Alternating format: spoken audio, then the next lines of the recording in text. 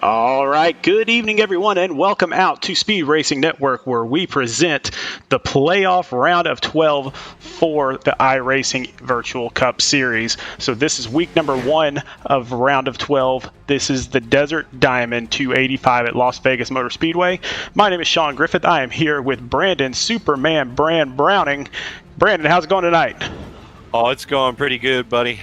Feeling a little bit lucky tonight. Got some drivers out here with some quick race cars. They're ready to get set. No one's safe yet again, Sean, as we start the second round of our playoffs. Anyone can be eliminated, and it starts here tonight in the luckiest place of them all, Las Vegas. Well, man, we've got a great playoff going on right now. 190 laps tonight to decide it all here to figure out who's the first one to move on to the round of 8.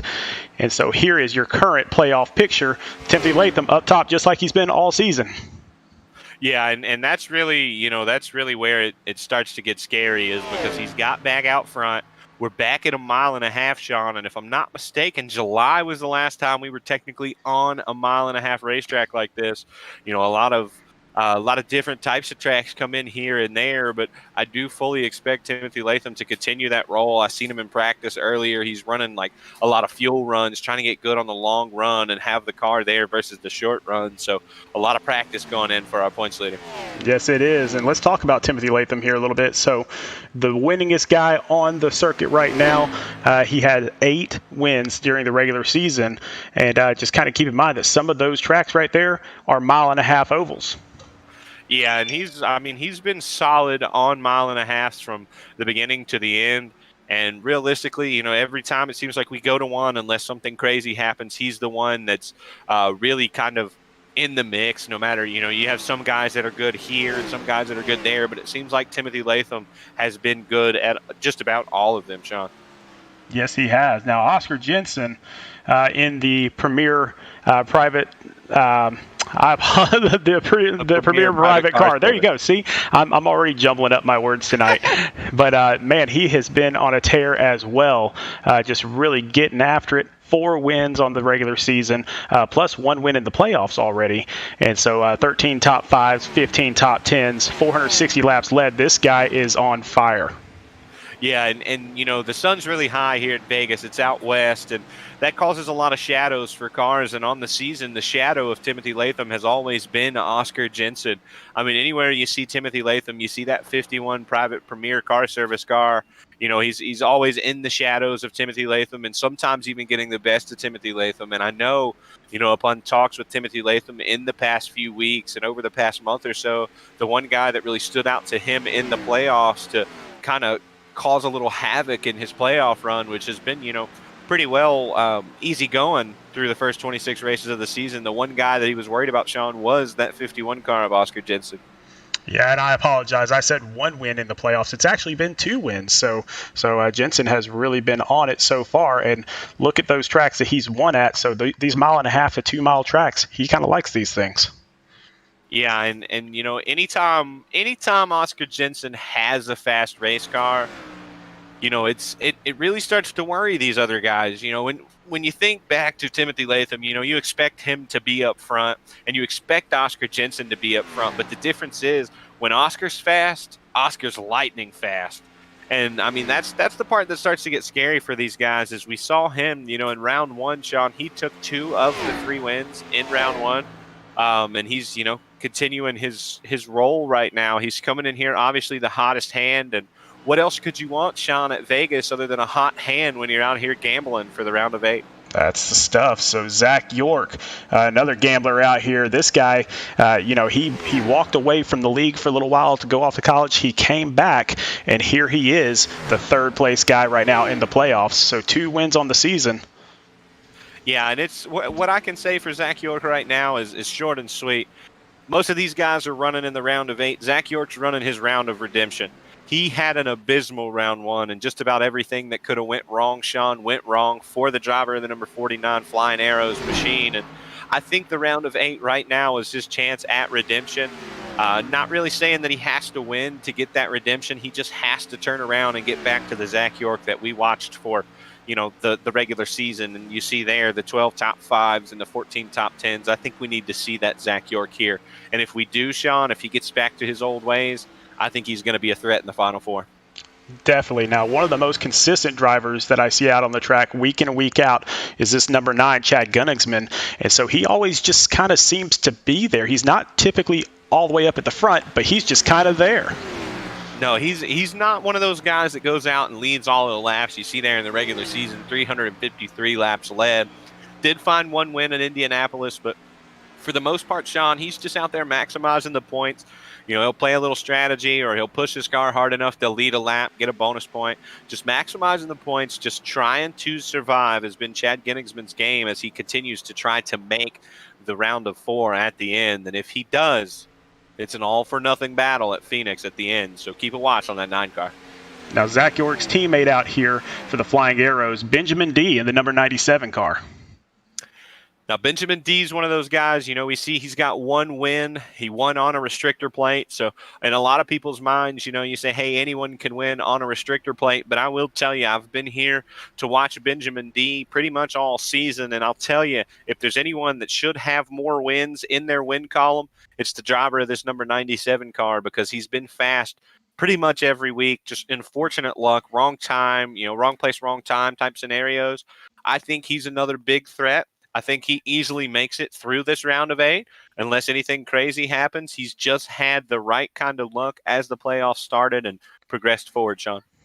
Well, this next one, Justin Boyles, he had a sweet paint job last week, did not work out for him, so he decided to completely change his paint job. He's going with the KISS paint scheme this week. So Justin Boyles in the number 8 car. Yeah, and, pretty much what you see on the car, if you remember last week, we had the Tekashi 69 Tattletales themed car or Gooba themed car, whichever. This week, we've got the Gene Simmons and the rest of the guys at KISS. So he's took a full swing in his paint scheme, Sean, and I think after a couple running weeks that we've seen from Boyles where he could have capitalized and really found his way to victory lane, I think we see him capitalize here in the round of 8. Change up just like he did his paint scheme and find something that works for him. Just an interesting little tidbit on this. So the last time we were on a 1.5 mile track was Kentucky. And who won that one? Justin Boyles. Next up, Kendall Levron in the number 28 car.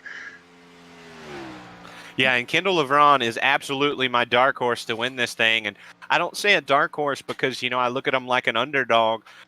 A lot of people do look at Kendall Levron as an underdog, and I think that's exactly what's fueled the driver of this number 28 car. He did have the one win at Pocono, and of course, our playoff opener at Darlington, Kendall Levron got it done, Sean. But if you remember back to Richmond and Bristol both, we've seen pretty solid runs for the driver of this 28 machine who come into the playoffs only leading 2 laps and has been absolutely on fire. And I know for sure looking to carry his luck into Vegas here tonight. Now, Dakota Jorgensen, now we got some fans out in the crowd right now. They're out there saying that the number 24 is going to go for the win tonight. Dakota Jorgensen with 8 top 5s, 17 top 10s, 46 laps led, but no wins just yet. And Dakota Jorgensen has been one of those guys that's fast a lot of places, but it seems like for him, when he's fast, Sean, one of his teammates are faster. So, if you're a Dakota Jorgensen fan and you've tuned in with us now, or, if you got some friends coming to support him later, we need to send all of our positive energy to Dakota Jorgensen. Now I'm getting twisted on my words, to knock off those other flashpoint drivers, because he's been in positions for a win many times, but it just seems like they one up him, and that just, kind of overshadows his talent because he is a very, very talented driver. Now, the first guy below the cut line right now is Greg Edney in this number 30 car.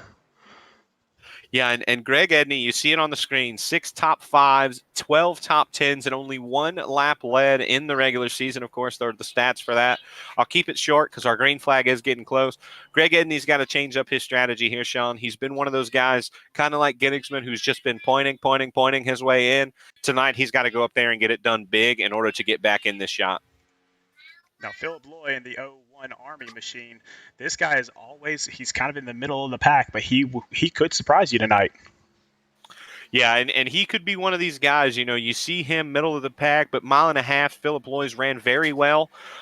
He hasn't, broke through and got the win yet, but you see him dicing it up. I remember a couple weeks ago, even when Timothy Latham was leading and there was a car running him down, and majority of the people, majority of the fans wouldn't expect that to be Philip Loy. Philip Loy had a faster car than even Timothy Latham, our points leader. So he's got the setups. He's been doing it. He's been putting in the practice, getting better, getting where he needs to be.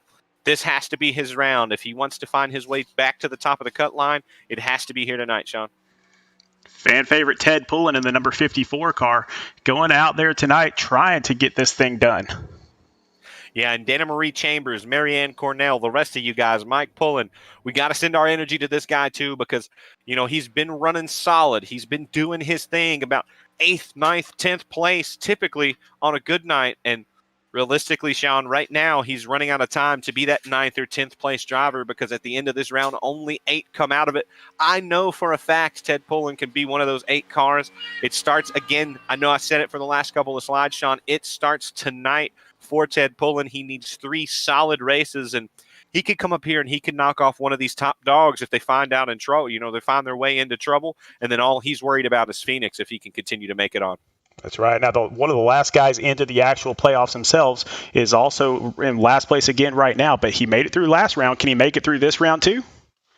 Yeah, and Mark Kuda certainly can. He's found trouble early in a couple of our races, and, he's fought back hard. I think at Darlington he had an absolute abysmal race, Sean, and it kind of put him in a bad spot, but really kind of was able to gain the points he needed to get back in it. He fought up until the final lap at Bristol and made sure he was in the position that he needed to be in to transfer on. And fighting is what I see. When I see Mark Kuda, he doesn't always have the best car. He has times where he is the best on the track. And when those times that he's not the best, Sean, he never gives up. He continues to dig, and he finds that 77 car exactly where it needs to be on the racetrack. Well, let's go out to the racetrack right now and find out where everybody gridded up. So we got Chad Gunningsman up in first place, Justin Boyles in second. Well, this is going to sound all too familiar for some of our guys. Timothy Latham in third and Dakota Jorgensen in fourth. That means first through fourth is Flashpoint Racing, Sean. Benjamin D in fifth, Kendall LeVron in sixth. Zach York in seventh place. Jordan Sailors with an excellent qualifying spot up in the 8th position. Ted Pullen's up in 9th place. PJ Engelken's in 10th. 11th place is Mark Kuda. We talked about him just a moment ago, and someone we saw drop out of the playoffs in the first round, Jason Tripp, with an excellent qualifying spot as well in the 12th position. And it looks like all those cars are getting gridded up as we speak. Should be a really interesting show tonight. Yeah, and I've got I'm feeling lucky, Sean. We'll go ahead and transition into our picks as we sit here gridded and get ready to roll. My pick tonight, Sean, I'm feeling lucky. He's starting third. The driver of the number 5 machine, Timothy Latham, is my guy tonight to get it done. You know what? I'm going to go a little bit kind of off the wall, but not really. I'm going to go with Benjamin D up there in 5th place in that 97 car. That's a solid pick as well. Honestly, I look back through the field and, I see, from Chad Ginningsman on the pole back to, I think, Greg Klein, who's starting, shotgun on the field. Any of these guys, realistically, as long as they can carry the speed and get the tires when they should get the tires and really kind of stay out of trouble, Sean, literally any of these guys can go to victory lane here. I don't think speed gets you to victory lane. I expect to see a longer race here. Like a longer green flag stints in this race. Obviously, we are going to have stages, but I expect it to be longer under green, and that could play big for some of the guys who aren't as fast, but maybe a little bit smarter on the racetrack. Yeah, 19 guys on the track, so plenty of room to make your moves around this course, and so that's going to come into play because those longer green flag stops, you really, really have to watch out for tires. Yeah, and hopefully these guys know, but Vegas is a hot, slick racetrack. If we could see some trouble in guys that aren't taking tires but taking fuel and those old slick tires down on the apron, we could find guys in trouble there. But overall, Sean, we're about to find out what's going to happen. We're down in turn 3. Man, I can't wait to see these guys go at it for the first race of the second round of the playoffs. So whoever wins this race punches their ticket into the round of 8. Yep, and right here, Sean, the pace truck tonight about to make its way off. The Desert Diamond 285 at Las Vegas is ready to go. Chad Ginningsman waiting, gone, and we're green at Las Vegas Motor Speedway. And already people kind of getting a little bit out of line there. But Chad Gunningsman with a great start already jumping out there. Yeah, and right now he's in the control spot of this race. Every car that wants to lead, that wants a bonus point, right now has to go through Chad Gunningsman. And honestly, I think he's about to have a lot of guys coming for him, because early in this thing, you snag the bonus point, and Timothy Latham is trying to do just that on the first lap of the race, Sean. He wants to lead the first one and the last one. And it looks like he will lead that first one, so Timothy Latham already with a bonus point tonight. Yeah, and that's where it starts to get scary, because, we've seen Oscar always find his way to the front of the track. He's at the front, he's running up with the big dogs in the front, but tonight, Sean, Oscar started a little further back in the field, so he's got a little bit of work to do. We already saw a 3-wide battle there behind our leaders, Benjamin D, Zach York, and Chad Gunningsman, 3 wide there for a moment. But I think tonight's winner has to go through, obviously right now, Flashpoint Racing, who early on is 1st through 4th, and then they're followed by the Arrows, the Flying Arrows, and Benjamin D, and actually I think Kendall LeBron just broke that up, but it was the Flying Arrows and Flashpoint that really poke their noses out front early. Dakota Jorgensen also followed Timothy Latham up towards the front. He's going to lose this position to Justin Boyles, but so far a good showing for him. Yeah, and right now, if I know anything, I believe we'll see Justin Boyles take the lead here in just a moment.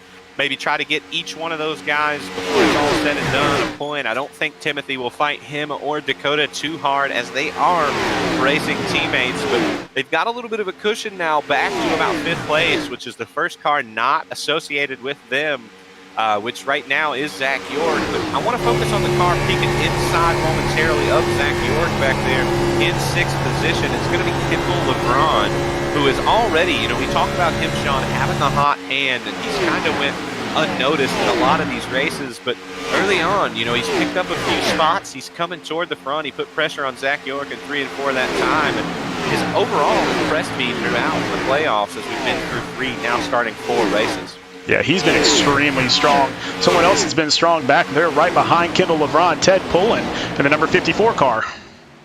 Yeah, and Ted Pullen, like we said, he's one of those guys that he really kind of runs his race for, we'll say, 3/4 of the thing, and it seems like bad luck always finds him near the end of the race, where he's just trying to do his thing and be clean, be there at the end, and somehow, some way, bad luck always reaches up and grabs him. Maybe he's feeling lucky here at Vegas and he can continue to knock off a good run.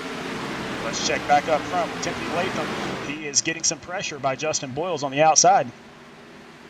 Yeah, and Boyles took that lead away and led a lap there while we were talking about both Kendall LeBron and Ted Pullen, but Timothy powered back underneath on the bottom, so those guys kind of racing for it for the moment, but all that's allowing, Sean, is Dakota Jorgensen in 4th and 5th place, Zach York, to rejoin the battle. Kendall LeBron also coming, but the front 6 have sort of broken away from 7th on back.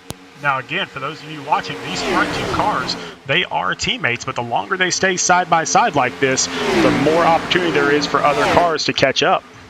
Yeah, and the harder they run side by side, one of them, typically right now, I would imagine Timothy Latham, going to be using those tires more than he wants to, but now especially, you talk about the 2 cars right behind him there. All 4 of these guys right here, not technically teammates, but we do see that Chad Gunningsman is in the Ford, but the 3 Chevrolets up there are all officially teammates because they do run the same manufacturer.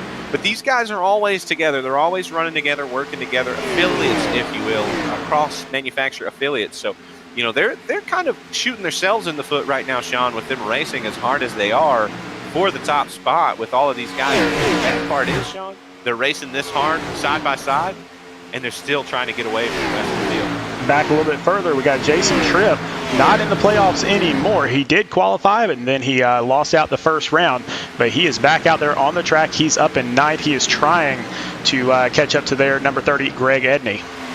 And pressure's off right now. Pressure's off for Jason Tripp in that number 91 car, Sean. He doesn't have to worry about points. Right now, he's out here having fun. Obviously, when you talk about a season 2, just trying to prepare himself for that, but above all else, he's out here with no pressure now. He can go out there and he can put his car in spots that he wouldn't typically put them in order to try to win this thing. Now, somebody that's been a fan favorite all week and all season, all playoffs, Oscar Jensen, way back here in 15th position. I'm starting to believe that, runs like this for Oscar Jensen are by design, Sean. We saw him, I think it was maybe last week at Bristol, or actually I know for a fact we saw it at Darlington, where he was pretty much a non-factor. No, it wasn't. Bristol, he was pretty much a non-factor, and then all of a sudden he comes in, he gets new tires, and he marches his way to the front, and that was it. Oscar was there for the remainder of the race. It seemed like he had a solid, strong run, so just patience as the driver behind that number 51 runs back in 15th, just taking his time.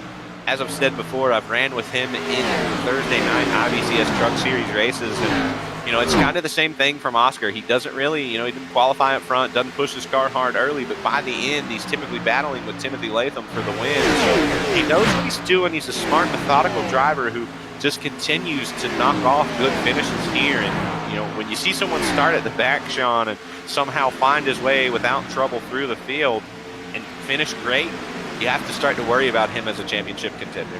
Well, up front, we got a 5-car pack for the lead, and then we got a little bit back to 6th, but then a lot back to 7th with Jordan Saylor. So the top 6 all within about a second of each other right now. Yeah, and right now, these guys are just kind of getting a feel for it. They know the stage 1 break is going to come here at some point, so I think that's going to be huge as to what we see these guys push.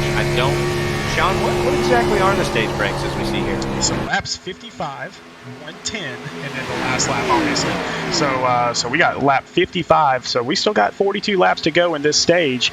So definitely going to have to pit at least once in this stage. And so I think if this thing stays green, pit strategy might play a big factor. Yeah, and I fully expect one of the guys here that aren't typically running up front, maybe Timothy Latham now, who shuffled back to about 5th, or maybe, Kendall LeBron back there. You see him hanging tough in 6th with these guys. We could see them play a little bit of strategy that kind of pulls them back to the front as we get into this thing. Obviously, not going to be able to go the full distance, whether you take fuel or just tires or maybe both. As long as we stay green. Right now, Justin Boyle's, though, in control of this thing and trying to walk away from his teammates and everyone else behind him. Well, Justin's one of those that if it's right out there in front of him, he's going to take it. So I don't really see him holding back right now, and him being out there all by himself, all alone, is not helping his gas mileage either. So I think he's just kind of going for it at this point. Yeah, and that's really, kind of the spot you're in right now. Right now is the best time ever to just go for it. Just hang the tongue out and drive the thing, man. So I kind of like that strategy here, but we'll see, a lot of racing still to be done. And if you look a little further behind them there's a car coming now that has something to say about that. So Zach York on the move right now. So moved into 2nd place, passing Chad Gunningsman in the 9. And so here comes number 49, Zach York. Yeah, and that's one of the drivers, just as I said, if he gets back to Zach York form, obviously, to go back to round 1, Darlington, something happened with his Oculus where it powered down. You go to Richmond, he had issues, and even at Bristol, he found trouble in the Bristol race and kind of fell back a little bit. So if Zach York returns to Zach York form, full 100%, these other guys, Oscar Jensen, Timothy Latham, all of the guys that have kind of, been steady here, should be worried about the driver of that number 49 car, because he doesn't have to march back through the standings and challenge Timothy for first, Sean. He's just got to find a win maybe tonight. He's in the round of 8, and he finds a win in the round of 8. He's in the round of 4. So, even if he doesn't, it's still, yet again, he doesn't have to shoot for first in the points. He just has to shoot for 4th. Top 4 will advance next round. Top 8 this round. So 4th is the perfect spot to be for Zach York. So we will see, we'll keep a watch on the driver of that 49 car and see really what he gets going from here on through. Well, that's kind of the fun part about how these playoffs are shaping up. You either need one really good race and get the win, or you need 2 decent races. Oh, and Zach York up into the wall.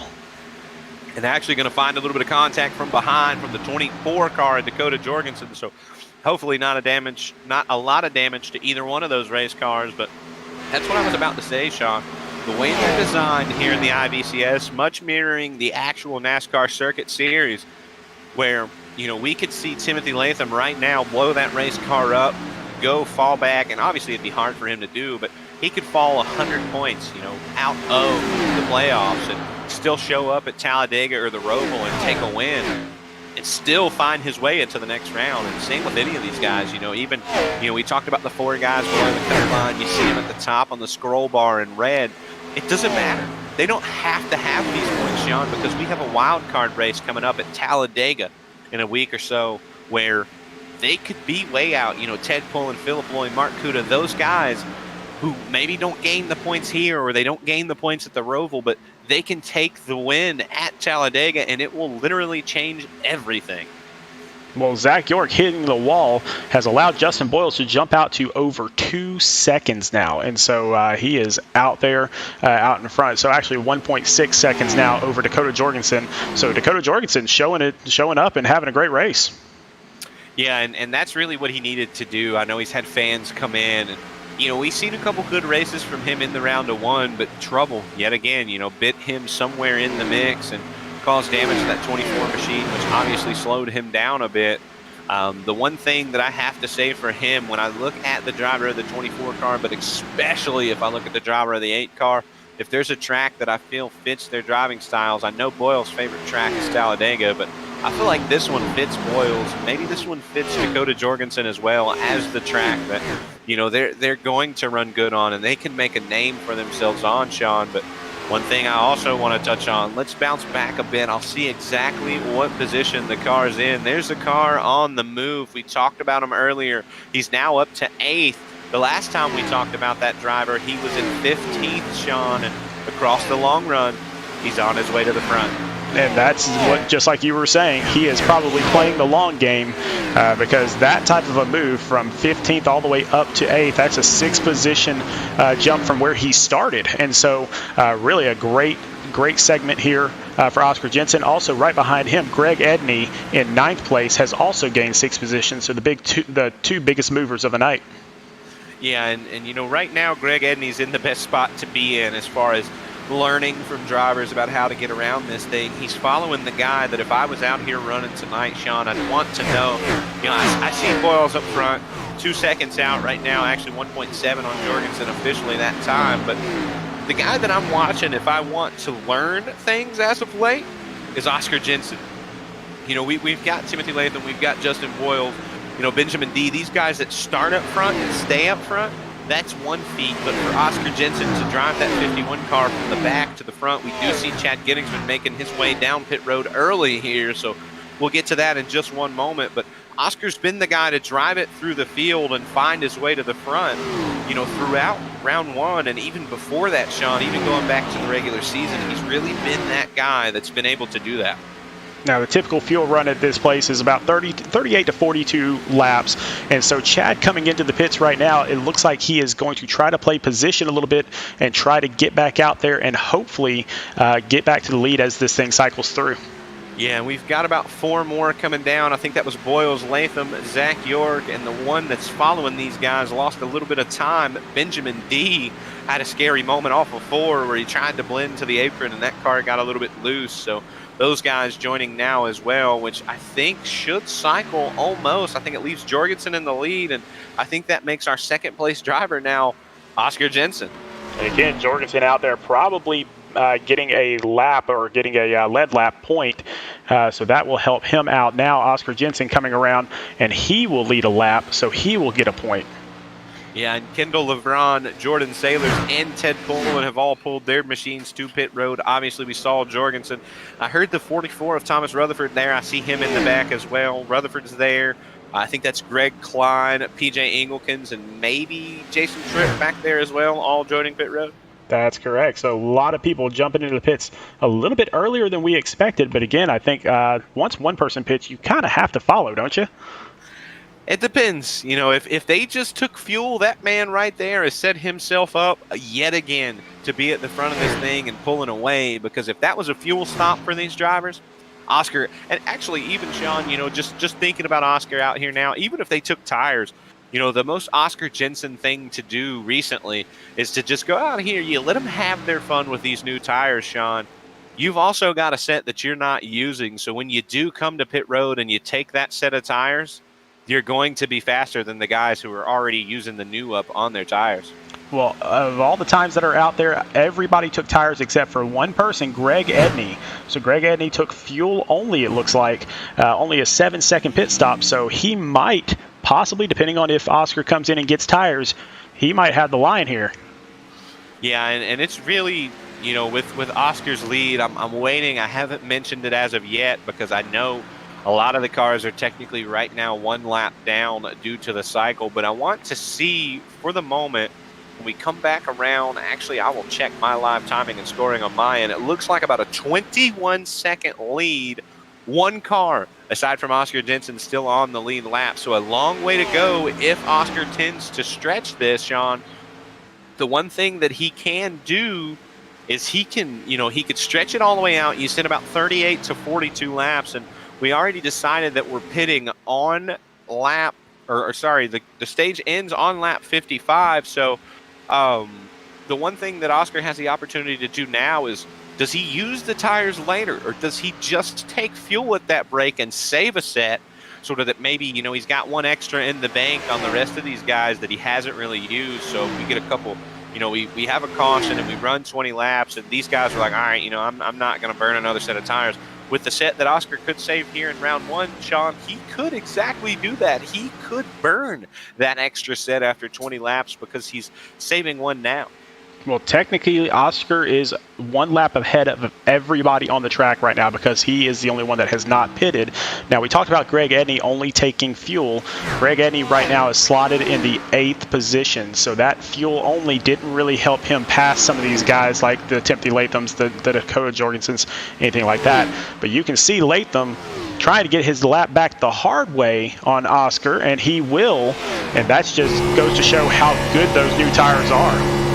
Yeah, and I also wonder, Sean, I wonder what happened to the 8th car, because Justin Boyle's right now back in the 5th spot, and prior to the green flag pit stops, had about a 2-second lead over Jorgensen. So not only did he lose the spot to Jorgensen, but to Latham, but to Zach York, he lost it to a lot of guys. So interested to see what actually went on with that 8 machine, and why the cycle, maybe Timothy, Dakota, some of these other guys only taking 2 tires, or maybe a slower pit stop for Boyles, maybe staying for maybe tag the wall or something. So we do see Dakota Jorgensen now following suit, taking his back the hard way.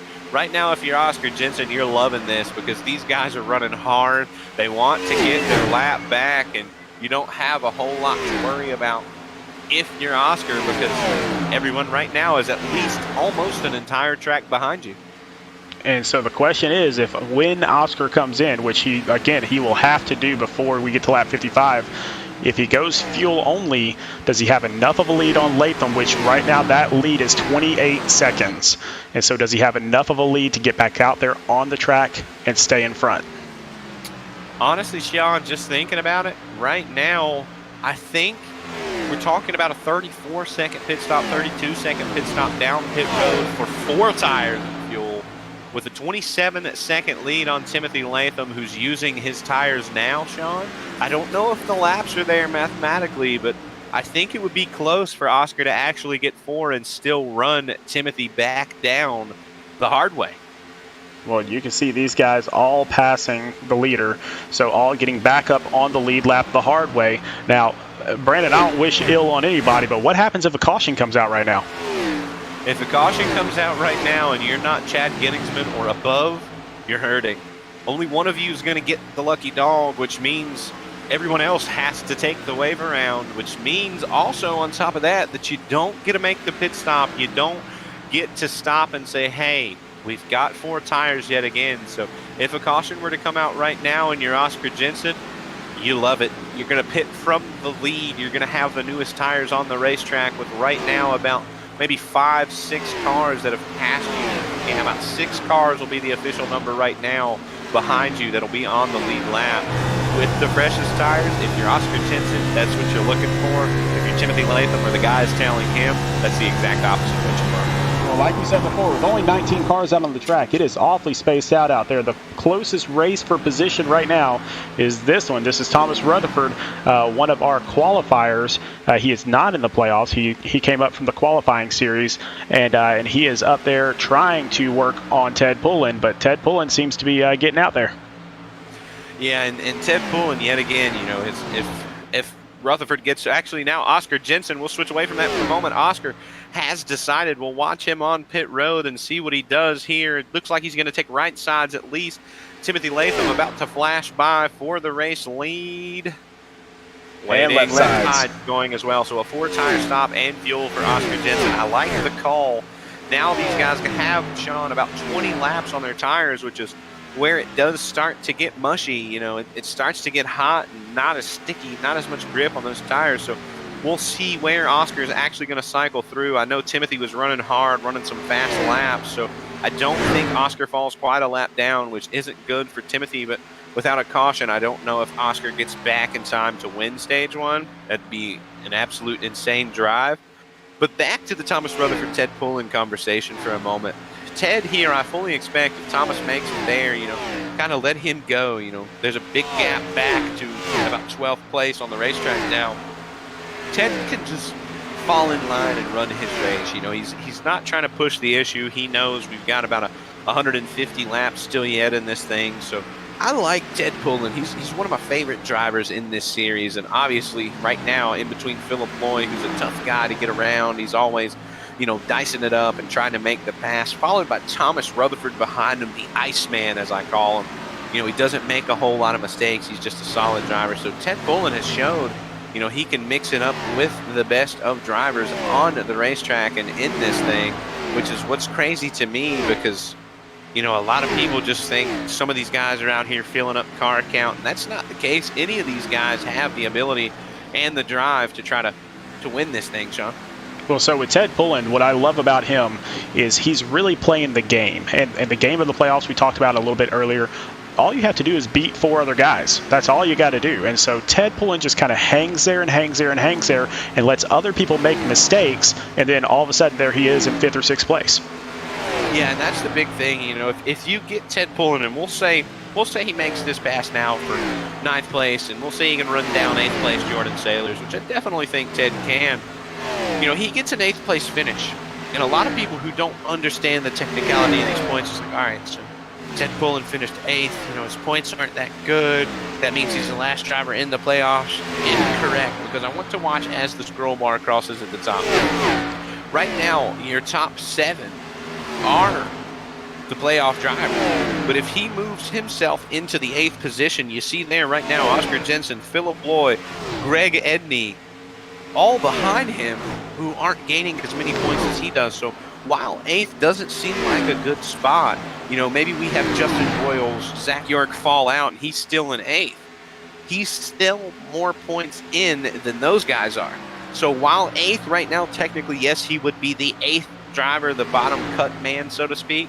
If some of those guys ahead of him fall back behind him and he remains 8th, he's still gaining points on those guys. So just by finishing 8th, he doesn't necessarily qualify, but just by finishing 8th, Sean, also doesn't make him the last guy in the cut, depending on what happens to the rest of our chase runners. Well, and one of our playoff contenders, Mark Kuda, looks like he has taken his car behind the wall. He only completed 9 laps of this. So, again, if you're playing the game kind of like Ted Pullen sometimes does, then I mean, there's one driver right there that you've already beat. Yeah, and right now, you know, 19th to 9th, that's a 10-point swing on just Mark Kuda. You know, you got a 10-point buffer right now as you stand if you finish in 9th place. Not to mention, you know, right now, Ted Pullen running in 9th is going to grab him 2 playoff points when we get 10 more laps to that 55. So that's a 12-point buffer. And actually, right now, he's about to slide back to the 10th spot because the newest tires on the track are on the prowl. But, you know, Sean, if you just start, you know, you start playing the game, as you say. Right now, he's running ahead of Greg Edney, ahead of Philip Lloyd, ahead of Mark Kuda. That's 3 of the 4 drivers he has to beat. The only thing he needs to do now, in hopes to stay alive, is slide up there and get ahead of someone like Jordan Sailors or, you know, one of these other guys, because Oscar right now obviously running a hot race where he's driving back through the field. But you set yourself in position while, you know, these guys are out, the 4 of them being, you know, Lloyd, Edney, Pullen, and Kuda at the back. You not only tonight, you know, maybe you're not racing for trying to turn your name blue. You're racing tonight, Sean, to kind of set yourself as a gap away from the guys that are behind you. You know, if you can eliminate the race with them, then you turn focus in the next 2 weeks and race with the guys that are blue ahead of you. So I think that might be Ted Pullen's strategy, just get away in points away from some of those guys behind him and see what he can do with the guys in blue the next 2 weeks. We'll take a look at Oscar Jensen. So he is just steadily moving back up through the field. He is already up to 8th, and he is ticking off some time on Kendall LeBron next. Yeah, and that's what has to be worrisome here, man. I mean, just thinking about it, you know, you've put yourself in a box. You were back in 15th. You drove your way up to 8th. Then you played the long pitch strategy, and it put you really far behind. You still look at yourself right now, Sean, and you're coming for 7th. You know, you've made some bold choices that realistically could have put a lot of drivers down, but Oscar Jensen didn't fold. He continued to drive that race car, and it's proven to be big now. As you said, you know, he's just constantly, every time we see him come across the start-finish line, the distance to the 7th place machine of Kendall LeBron just shrinks and shrinks and shrinks. And honestly, these guys should be lucky that we're not going to like lap 65, because if we got to 65, he'd be back up there in the mix of it, because our lead right now is starting to heat up, which is going to slow those guys down. You can see here the distance between Kendall LeBron and Oscar Jensen and Timothy Latham. So still a whole straight away in front is Timothy Latham. So it doesn't look like Jensen's going to catch him this time around, but maybe he's setting himself, just like you said earlier, for the long game. Yeah, and I fully expect here, you know, maybe Oscar does take the tires. Maybe Oscar doesn't take the tires. You know, if you're thinking stage 2, maybe he blends from stage 1 into stage 2 with this set of tires. And maybe in stage 2, Sean, he's the earliest driver to come to pit road, and that'll allow him to do just, actually now going to find his way around Kendall LeBron, and just in front of Kendall LeBron, you see Genixman for 6th, so he's continuing to knock off the spots and move forward. Currently our top 10, all 10 of them are in the playoffs, so those are going to be very, very important stage points coming up here in about 4 more laps. So on lap 55 is our first stage, and Timothy Latham out front by about 0.6 of a second. Yeah, and Dakota Jorgensen right now needing the stage points to separate himself from the boys in red that are below the cut line, and starting to put the pressure on. A couple laps ago, Sean, it was 0.8 of a second, now down to about 6th. I'm not sure if there's going to be enough time to catch up there. We still got about 3 laps to go, but Timothy's been really so hard to pass on every single track he drives on, but right now he seems locked in. And now you can see actually Jorgensen getting a little bit closer, so 0.4 of a second now. So there was a corner there that Jorgensen loved and Latham didn't do as well on. So here we go. We might have a little bit of a race here in a couple laps. Then going back just a little ways, so we got Oscar Jensen once again on the prowl, trying to catch Zach York, who just got around PJ Engelkens there. And so Oscar Jensen may move into 5th place here.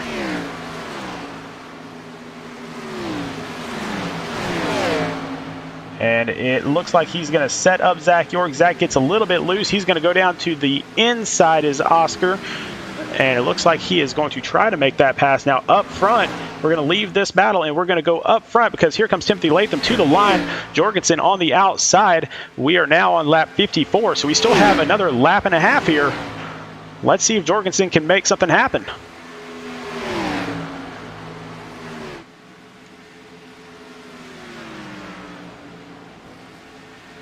And Jorgensen on the outside, Latham on the inside. Jorgensen going to try to make it stick out there, try to make it work on that high line.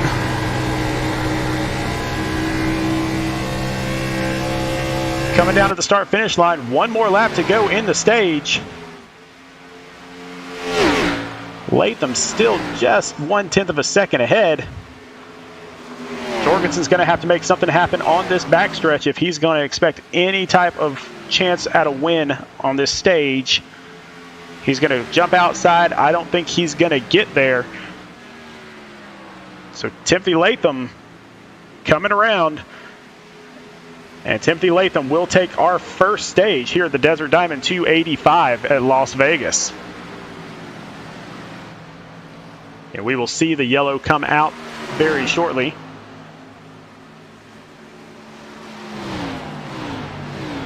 As everyone else crosses the start-finish line. We have to get everybody across, and there it is. There is the yellow flag. So Timothy Latham, our winner of Stage 1 here at the Desert Diamond 285 at Las Vegas for the iRacing Virtual Cup Series. Yeah, and I think that was a close one there because Dakota Jorgensen really wanted to put the pressure on and grab that stage win, Sean. You know, we talked a little bit earlier, and we really didn't come back to him until the very end, but Justin Boyles came in third on that stage, and so he still had a really good run. He lost a little bit of time after the pits, but here he is up in third place, so he's got a strong ride tonight. Yeah, and that's just pure determination. I'm really interested to know what happened to Justin Boyles in that 8 car that kind of set him behind, rather, maybe, you know, a little bit of a screw up on the pit stop, too close to the left, too far forward, not far enough. Any of those things could have played a factor, but, you know, he fought back and he got third place, and that's really all that you can ask for. Absolutely. So we're going to let these guys jump into the pits really quick, and then we'll try to get a quick little interview with Timothy Latham. No cautions in that first stage. Brandon, were you expecting that, or is that something you expect to go on the rest of the day? That's, you know, I expect stage 2 to be more of the same that we just saw, Sean. I think maybe in stage 3 when, you know, they realize that there's no more cautions coming, maybe we'll see a little bit of trouble, or, you know, maybe early on in stage 2 we see, you know, a caution. But I think most of this race is going to continue to be more of the same, just green flag racing, wide open, full throttle. And so we will get everybody into the pits, and we will see who comes off of pit road first. And let's see if Latham gets right back out front. I do think PJ Engelken's here. Yeah, he's going to take the wave around. So, yeah, it looks like Latham will jump out in first place. So let's see what we can do to kind of get him up here and talk to him about possibly his strategy in that segment, and then strategy going forward. Timothy, Sean, and Brandon up in the booth. How's it going, man? Going pretty good. How's it going? Doing good. Great stage that time around. Looks like you have it pretty well dialed in. Yeah, the car feels good. I think Justin was a little bit faster there. He just made a mistake getting on pit road, overshot his box. But, yeah, the car feels real good. I saw Oscar making that strategy call there, stay out as long as possible and get freshies there near the end. And, I mean, it got him up to 5th in the stage, so it was a good try. But I think if we had a caution, it probably would have benefited him a lot more.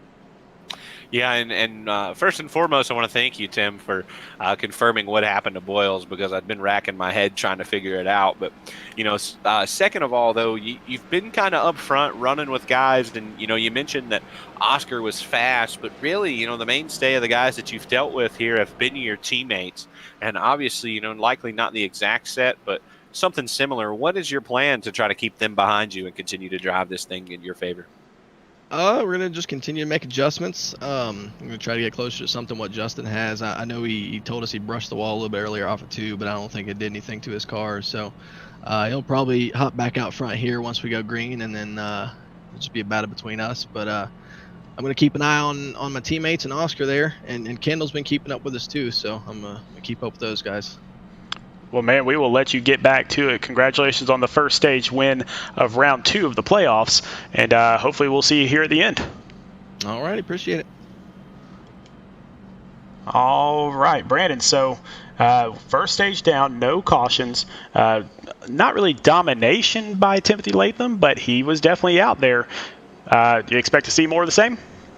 Yes, I absolutely do. I will say, even though I looked at the chat, Mark Boyle said the 8 car won the last time he ran the KISS car. I think this is Timothy Latham's wheelhouse. When he's ran consistent at the front like this, he's always been dangerous, Sean. And between him and Boyles and Oscar Jensen, I think that's going to be the battle for it. But I think just knowledge in these situations and the ability to keep the race car clean, I think Timothy takes it, just because when he's up front like he is, he's hard to beat. I really think that if we start getting some cautions, and you know that cautions breed cautions, I think that if that happens, then Justin Boyles may have an advantage, because he races so hard on those short runs. It's the long runs that he's having trouble with. Yeah, and that's certainly the case. Obviously, if I'll kind of give you a factor into what I think. If it's a short run, I'm saying Boyles. If it's a medium run, I'm saying Timothy Latham. But if it's a long run, I think hands down the car that beats the 51 of Oscar Jensen. So really, it just depends on everyone else out on the track, because everything depends on if there's a caution. Now, of course, if there's a caution, none of those three want to be involved in that. So really depends on these guys in the back of the pack as to whether or not one person wins over another based on what we were just talking about. Yeah, and the one thing that, kind of concerns me as we get into turn 3 here, looking at these guys, the last time we went to Las Vegas, the car out of the ones here tonight that have been up front running solid, Timothy Latham had the best finish, but of course Justin Diereich actually brought home the win. So we will see the pace car about to take us back, green flag racing, notably again Timothy and Chad Ginningsman, both of the front runners. Actually, yep, there he goes. He's going to leave the racetrack, and Timothy Latham waiting, and gone. We're back under green flag conditions as the beginning of stage 2.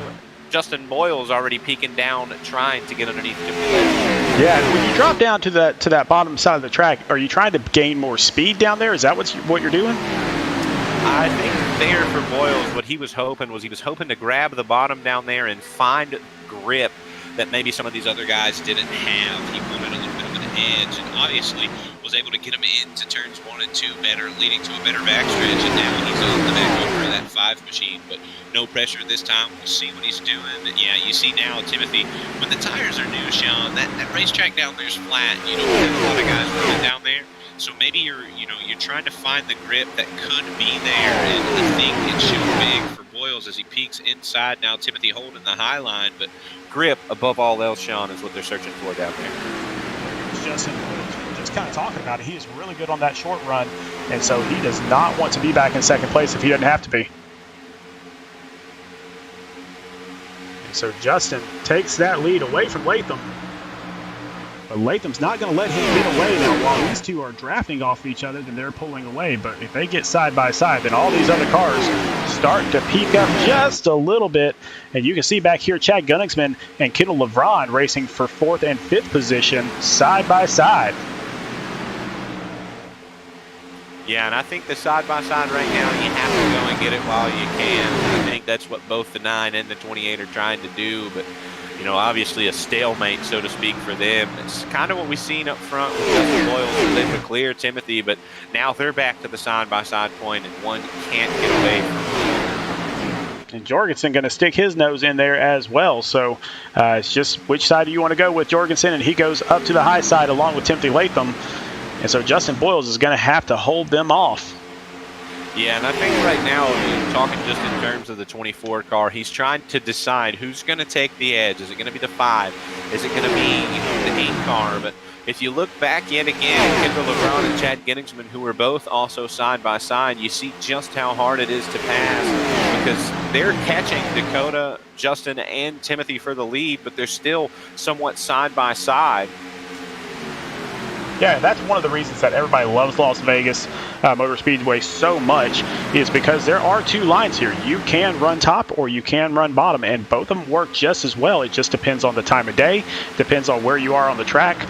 And so, but it's a very equal racetrack, so really hard to make passes if you're the same speed.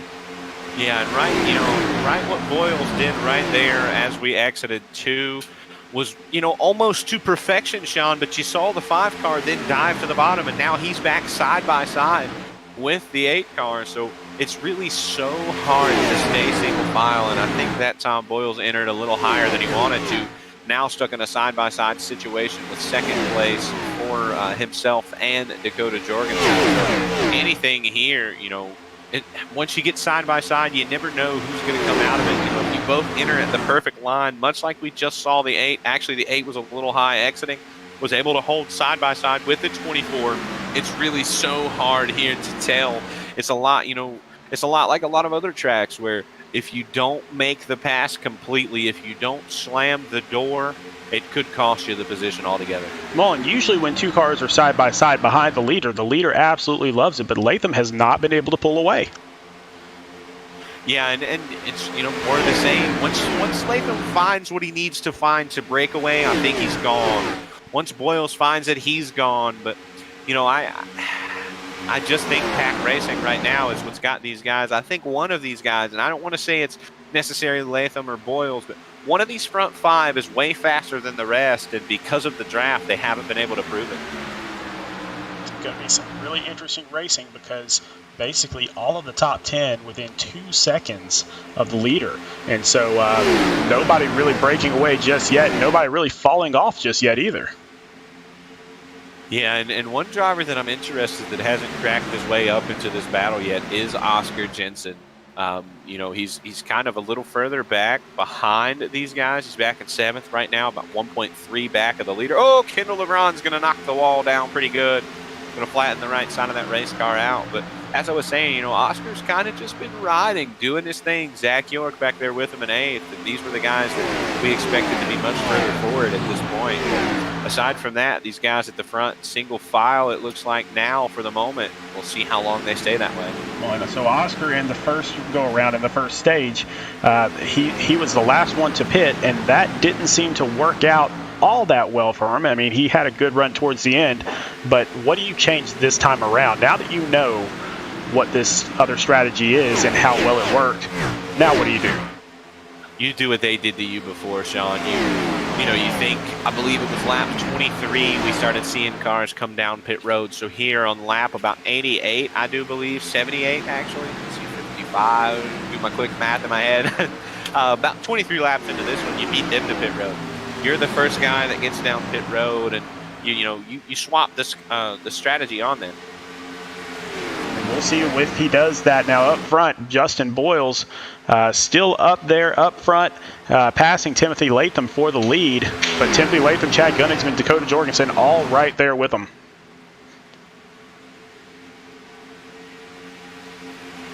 So Justin Boyles has opened up a 0.3 second lead, and we saw this in the first stage. So Justin Boyles getting out front a little bit, building that speed really early on, but then he starts to fall off just a little. I think that it just has something to do with burning up those tires, trying to get out front.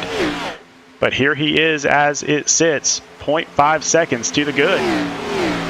Yeah, and I think right now, you know, you're exactly right. He's kind of got a little bit more on the tire, as we've seen Chad have to battle side by side with much of the field. You know, Kendall, LeBron, then Jorgensen, now Timothy Latham, and Timothy trying to battle with Justin and with Jorgensen.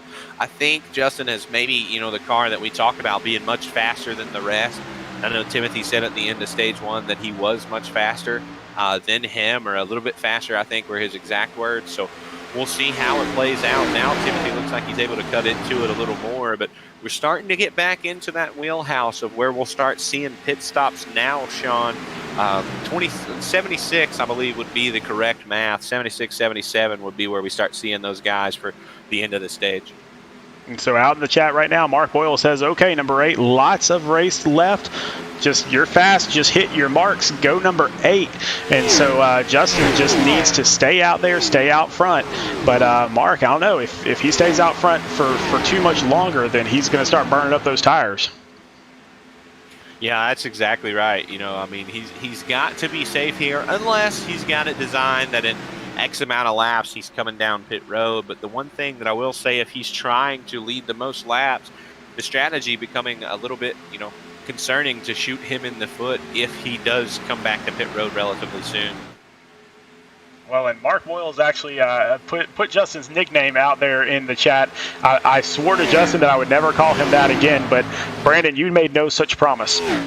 I did not, and I was waiting on it. I've been waiting for Mark Boyles to show up and make the comment. Come on, Buttercup! Run away with this thing, Justin. You know, you're going to punch your way in here tonight. I tell you, Mark, for you, I didn't make the promise, and I won't make the promise, because it lights a fire underneath the driver of that 8 car that I love to see. So Buttercup Boyles, as I've called him, drive this thing off into the sunset tonight. Prove me wrong. I chose your teammate Timothy Latham, and get this thing done, buddy. And so far, he's doing just that. He has gained over a second on the pack. And so Justin Boyles really out there trying to stretch that lead as long as he can before those tires start to give out.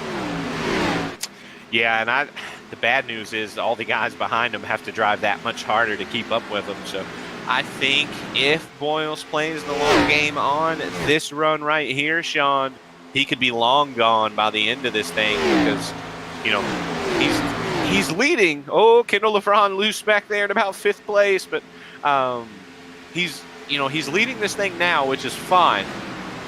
But if he plays the long game, he's broken away now. If they get tires at the exact same time and he doesn't slide through the box again, like we heard Latham say that he did, he could really check out on this thing at the end of stage 2 and get those 10 bonus points.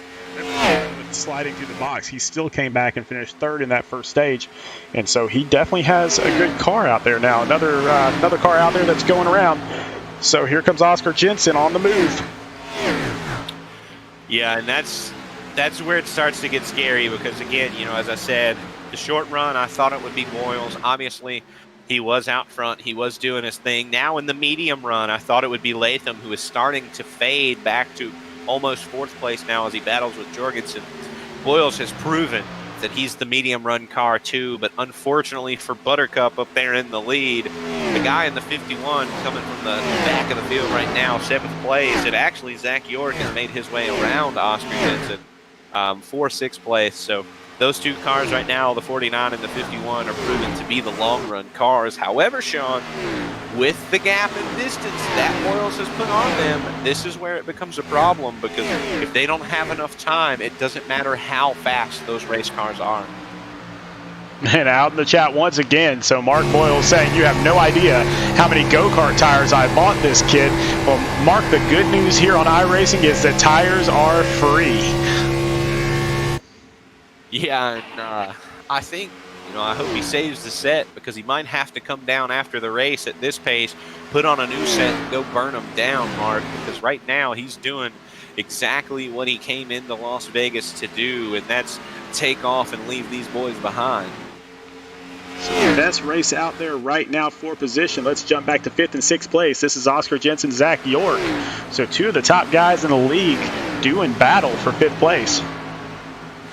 Yeah, and I think right now these cars that are in the mix amid, in between Jensen and York and Justin Boyles, I think a little bit of maybe luck, I want to say, because I think the 3 fastest cars right now are the 8, the 49, and the 51. I think that goes without saying because they've just been the ones that have stayed solid. So everyone between Zach York and Justin Boyles kind of right now, Jorgensen, Latham, getting all of there in the top 5. But I think when it's all said and done, you see the damage now. So back to 49, obviously slowing it down a bit. But I think before it's all said and done, I think in the order, 8, 51, 49, I think is where we'll see this thing finish as of right now. Well, let's take a look as they come across the start-finish line at their last laps. And let's see who's the fastest one on the track right now. It looks like... no, it looks like Gunnicksman right now. Barely the fastest on the track. Yeah, and I don't think, that really surprises me to see because it's pretty much in order that you would expect. Obviously, York a little faster than Jensen, but pretty much identical there. Same with Jorgensen and Latham, and, pretty close with Boyles. With Boyles and Gunnicksman there. So, or I'm sorry, Boyles and Gunnicksman pretty relatively close that time. Obviously a little bit faster this time for Jorgensen, a little bit slower for Latham. Jensen and Zach York kind of moving through the field. So Gunnicksman continues to be the fastest, Sean, but I don't think he's fast enough at the pace he's currently running to actually run down the 8 car before the end of the stage. Well, right now that distance is about 1.35 seconds, and so still a full second now. Timothy Latham into the pits already. Yeah, and I sort of expected that coming from the 5 car. As you recall, Sean, I kind of figured he'd be the first car down in stage 1, and I think Chad beat him to the punch. The one thing that I've noticed on this 5 car is he's really fast early, but as the stage makes, as the run makes its way into the medium stages, he really falls off in that 5 car. So obviously some adjustments still yet need to be made. I think we'll have some guys joining him here before too long. Actually, someone already did. I think Justin it was Jordan Boyles. Sailors, maybe? Justin Boyles joined on the pit lane. So kind of see how long it takes for Oscar Jensen to come in this time around, or if he plays the same strategy again. I think it would be wild if he pitted now, because I mean we haven't seen the 51 car come back through the field like we expected to. You know, he's made his way obviously now up to third with 2 of the front 5 pitting, but I think he plays the same strategy. I don't think he changes it up too much because he just hasn't had the drive that he really needed. Greg Edney now onto pit lane, so 11th position right now is where he is sitting, and so another one of our playoff contenders. Yeah, and he needs a big stage here. He needs to try to find some strategy that works for him because, you know, he's behind Ted Pullen, and for a little while during the run, he was even behind Philip Loy. And, you know, Ted maybe, I can't recall back to the 10th place finisher at the end of stage 1, but I think Ted might have grabbed a stage point. Obviously, you know, you say, hey, 1 stage point, big deal. 1 stage point could mean you're in or you're out, Sean. So anything realistically can happen here. We'll see, though. I mean, we'll see what Greg Edney can do because he needs a big one, and I think now is his opportunity. Obviously, a relatively good restrictor plate racer as well, though. The wild card, I think, in my opinion, I know earlier I said that Talladega, we do have Genningsman and Jorgensen. Actually, Jorgensen trying to get all he can get in regards to the 9 car, but I think the wild card for me, Sean, isn't Talladega. It's actually going to be the Charlotte Roval. And Ted Pullen also into the pits. And so now we're going to get all cycled back through again. So Oscar still out front now. So he has inherited that lead. Zach York still giving him everything he possibly can as well. So now the question is, does Zach York try to take the lead here, which he is working really, really hard to get that bonus point. I don't think Zach York has led a lap just yet. And so if that is the case, he is trying desperately to get by Jensen on the inside, and he's going to try that move right now. So Zach York really needs that bonus point because everybody else is getting them. So he's going to dive down to the inside, try to make that pass, and he will make that pass as Oscar Jensen looks like he's slowing down to come into the pits. Yeah, I was going to say Oscar looked like he kind of let that one go because he was making his way down pit road, which, you know, I can't say I blame him. He learned, and honestly, I think now the roles have kind of reversed, Sean. I look for Zach York maybe to pit here. He'll be the next one down pit road, but I think Kendall LeBron maybe tries the strategy. Obviously, only 2.6 seconds up on Benjamin D, who hasn't pitted either. But I think Zach York is coming right now. Yeah, he just let Justin Boyles go by really, really quickly. So here comes Zach York into the pits. Kendall LeBron right behind. Maybe Benjamin D following as well. That means actually should be the last car. I think, did Oscar pit? Yes, Oscar pitted back on lap 91. Jordan Sailors now takes the lead, and he needs that bonus point also, and he will get it. Yeah, and you know, the big thing that kind of strikes me right now is, if I'm not mistaken, Oscar managed this time to stay relatively close to the 24. Jordan Sailors this time coming down pit road. I heard him say it on driver chat, so he will be making his way down right now. But of course, Sean, unfortunately, Jordan Sailors didn't get eliminated in round 1. So, you know, the bonus point was fantastic for relegation, but not for the points position. Oh, that's I apologize. That's accurate. So for some reason, I thought that he was still in it. You are absolutely correct. I apologize for that. Justin Boyles will now inherit the lead as he passes Jordan Sailors on pit lane. Yeah, no worries, Sean. I made a boo-boo that I learned from earlier in the broadcast. I, too, thought Jordan Sailors was in this round, so I said that earlier and kind of let it go unnoticed. I just didn't want people thinking that we had screwed something up there. Obviously, both Sean and I have made the mistake now. Jordan has been eliminated from the playoffs, but he's that good of a driver, Sean. We thought that he had made it through.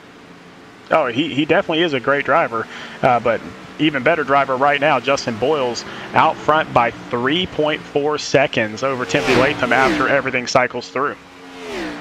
Yeah, and I just think, you know, that's really what I expected to see here was Justin Boyles kind of rocket ship out here. I knew if he pitted at the right time, he didn't have any mistakes, it'd be daggone near impossible to catch him because he's just got a fast car. And I really, really wish, I know he made the joke a couple weeks ago, I really wish he had a buttercup paint scheme here. It would have just made things full circle.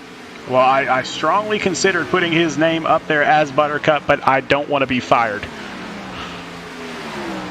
Yeah, and that's never a good thing to do when it comes in terms of the boss. So, you know, did the 8 take 4 tires? Yes, Mark, I do believe the 8 did take tires on a backup. And he did, yes. He took all 4, yep. Better not give 51 anything. He's driving a rocket. Every single week, Oscar Jensen seems to be driving a rocket ship. So I think this week, though, it swings in the favor of Boyles. He's had a fast race car. Really, Oscar hasn't been able to do a whole lot in terms of running him down. Again, yes, Sean did confirm he did take 4 tires. So we're going to take a moment now as we're closing in on lap 100. If you're here hanging out with us, smash the like button, smash the subscribe button. Share out this stream to anyone that you know that would enjoy watching these guys, or just some great racing action altogether, because we do have a lot of racing left in this season, as well as some other seasons, other series and leagues that Sean and I broadcast together both on Wednesday night and Sunday night. So we're always giving you the best here at Speed Racing Network. Feel free to smash the subscribe and the like button once again. We're continuing to grow, and if you know anyone that needs their league broadcasted, message myself or Sean. We'll see what we can put together for you guys. And Chad Gunningsman is going to pass Timothy Latham on the outside. That's a little odd. That's not normal for Timothy to go down that easily. Yeah, and I think right now Timothy knows that in terms of himself, the 8, the 9, and the 24, maybe he's the 3rd best, maybe the 4th best here tonight. So I don't think he's really trying to put up too much of a fight now. Knows there's still about 92 laps to go in this thing. Still plenty of time for something to change in his favor. We heard him after stage 1 say that he had some changes to make. I think he may have went a little too far, or maybe the wrong direction with those changes. I think we see the 5-car rebound easily. Just now's not the opportunity. See that 5-car distance between him and the 8 is the lead, Justin Boyles. And so he's got a little bit of work to do. Justin Boyle's so good on the short run, almost 4 seconds ahead of everybody now. Yeah, and just as I hear him come across the radio, and he was letting Tripp know, hey, not trying to put you in a bad spot or whatever. The driver of that 8 car just sounded so calm, Sean, like he was just out here in a practice, in a test session. So that's really what becomes scary for me in my mind for some of these guys. I know, we talked about Oscar becoming scary as he drove through the field, but Boyles is out here relaxed. He's just driving, he's having a good time, just wheeling that 8 car, leading the thing.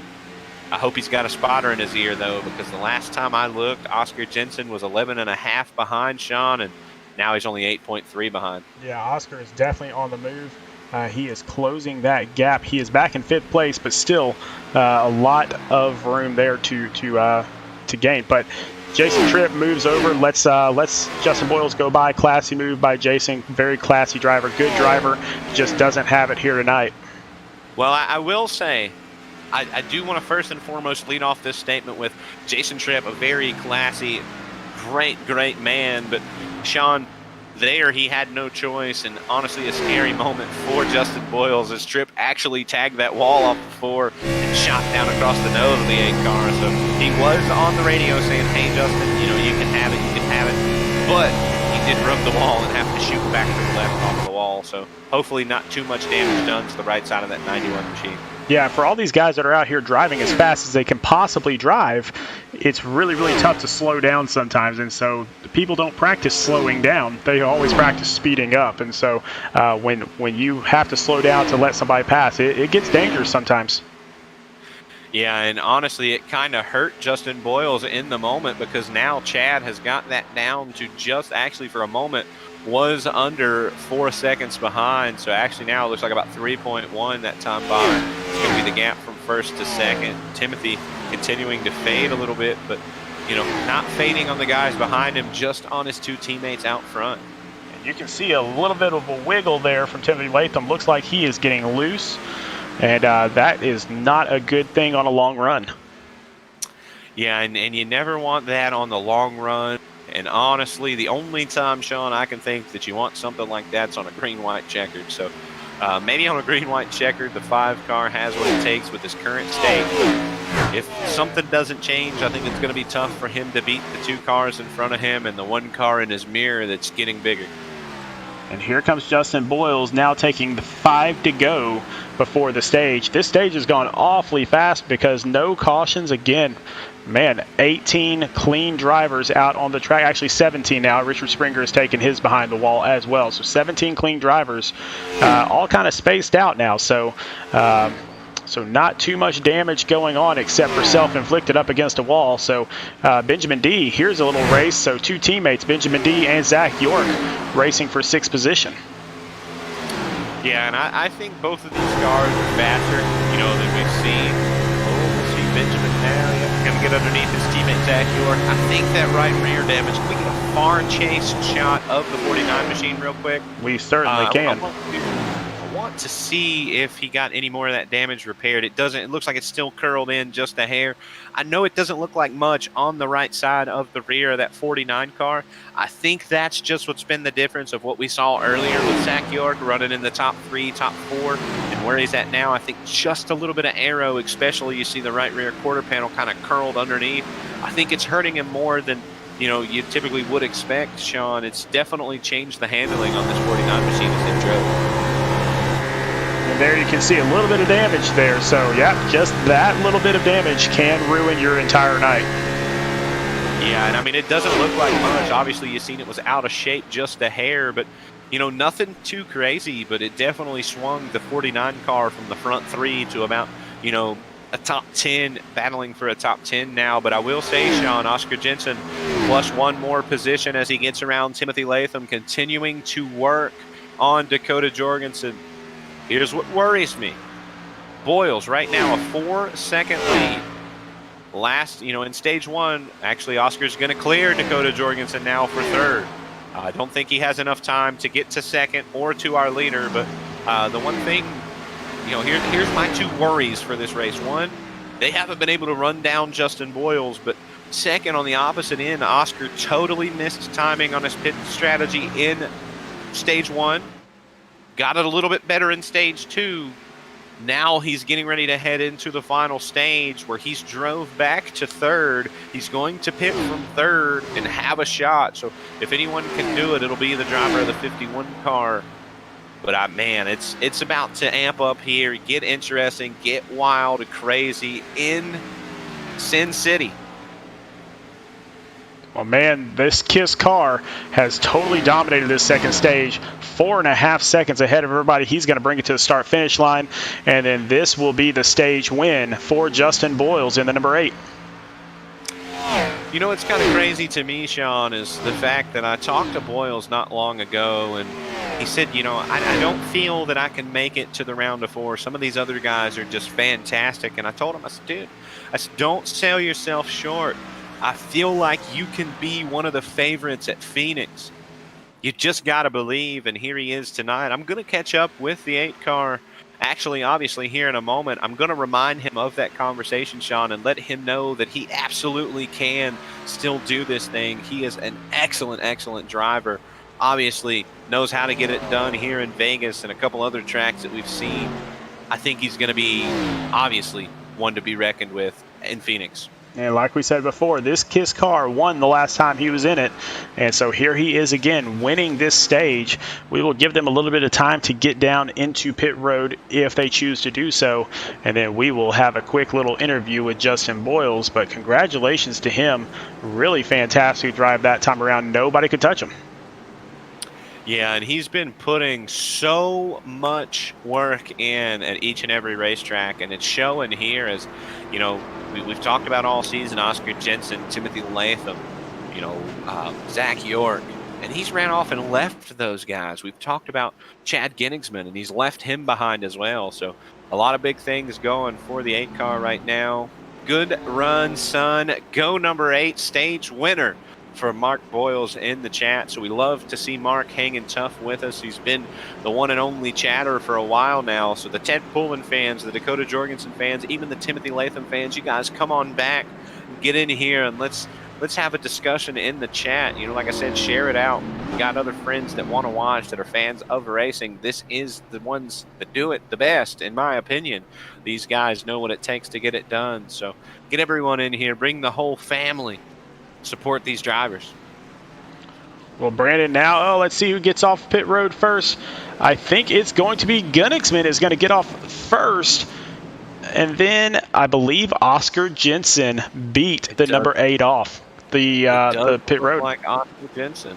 And I'm just looking back, watching the pit stop for Boyles and see what really kind of changed things. Well, maybe reaction time. How about we just ask him? So let's pull him up into the broadcast booth and have a quick little one with him. So Justin Boyles, Sean, and Brandon up in the booth. How's it going, man? Not too well. Not too well? What happened there? Too well. Just car's not handling very well. Really struggling tonight. So just trying to hang in there and turn some laps. I'm just kidding, man. I'm having a blast. I'm like, what is going on here? You kidding me? I'm having a blast right now. I wish I could have gotten off of pit road a little bit better right there, but it's all good. Pit road seems to be the cog here tonight. Well, I will tell you, I just watched it back as it come across YouTube on my end, and I think, buddy, you beat him in the box. Obviously, you pitted first. Left side, right side tires went up first. They come down first. Left sides went up. They come down. I think just, distance to the front of his car to the front of your car because you beat him in just about every aspect. He just had that +1 pit box. I'm just really bad at getting off pit road, though. I just spun the tires way too long and couldn't get it straightened out. So it's all good, though. I'd actually rather restart third than second, so no big deal. We've saw your dad out in the chat tonight, buddy, and he brought the name back. So Buttercup's been in control of this one. But one thing that I want to bring back up to you, and I'm not putting pressure on you by any means, man. You said you didn't know if you had what it took to knock off these guys. Again, I'm going to tell you now on the loud stage with everyone watching, buddy, you are my favorite to go up here and spoil the game for a lot of these guys. I think the driver of the 8 car, yourself, Justin Boyles, can win this championship, and you're proving it here tonight, man. Yeah, I mean, this will be a huge step, especially for this round. With Talladega coming up next week, that can go as, a whole lot of different ways, and then you got the Roval after that. Same deal there, so be nice to go ahead and lock ourselves into the round of 8, but we got a long way to go. And Chad was running me down. His car's coming to life here as the sun drops down a little bit. So, we'll see what happens. And even after this one, we still got to get through the round of 8 just to get to Phoenix. So, but glad to have some speed on 1.5 miles. So we'll just have to keep doing what we're doing and see if we can't win this thing. Well, Justin, one last question here, and this is the most important one. Last week, you had the wild paint scheme and just did absolutely terribly. This week, you're in the KISS paint scheme. Are you ever going to change back? You have to get back to me after lap 190. Sounds good, man. Sounds good. You won't drop you back down in your chat. Get back to work out there, man. Congratulations on a stage win, and we will see you at the finish line. 10-4. Appreciate it, guys. Enjoy the rest of the race. All right, buddy. Good luck, buddy. All right, Brandon. So here we go. A couple more turns, and we're right back at it. Oscar Jensen and Chad Gunnigsman up front now. Anything they can do to stay up there? It's going to be tough to beat that 8 car. I was about to ask you, and I'll ask you quickly. We're getting into turn 3. We're over halfway through this race. Are you sticking by the 97, or do you want to switch it up? You know what? I hate changing my picks in the middle of it. I think that Benjamin D is about to come to life. I don't think I'm going to switch my pick either. Something about the 5 car tells me that he made the changes he needs to make, but we're about to find out. Sean, right now, the pace truck making the late exit down beneath the cone, and Chad Gunnigsman this time waiting, gone, and he takes us back. Green flag racing. You see the 8 car already on the apron again. He knows how to get it done, Sean, and we'll see if he can do just that. And there we go. Justin Boyles moves into second position immediately. Timothy Latham follows him into third. Yeah, I'm not sure what happened to the 24 on that restart, but I think he was asleep as we come across the line because he shuffles from 4th back to 6th. And Timothy, really a good restart. Now what Boyles needs is not for the 5 to battle him because of the speed behind them, but, I think it's tough now. Now's where these cars are really pushing. We saw some battles earlier where the 5 is able to get to the lead, battle for the lead, and then start to fall back. But now you've got Oscar up there, you've got Zach York back up there, Dakota Jorgensen, all right now know that we've got about 70 to go here. It's showtime, Sean. It is time to go. So 73 more laps. And so this is going to be a little bit of a longer stage than the last one. Can they make it on one stop? I think they're surely going to try. They can make it on, they can make it on one stop solely because we've seen Oscar go almost 33, 34 laps. I think they can push it just a hair longer maybe if, saving some fuel. It'll be close. I know you said about 30, I think you said 38 to 40 laps. I think we were seeing more in the wheelhouse of about 35. So if by chance someone pushes the issue, we're going to be 3 wide for the lead. Speaking of pushing the issue, there goes Justin Boyles on the bottom of the track. And you got Oscar Jensen right there behind Gunningsman. Something's got to give here. Yeah, and both the drivers on the lower side holding their lines well. Chad taking it a little wide, going to carry the speed down the backstretch. Still They're 3 going to wide. remain 3 wide as I think now, I was going to say Timothy going to tuck behind the 9 and Boyle's going to go to work on the both of them.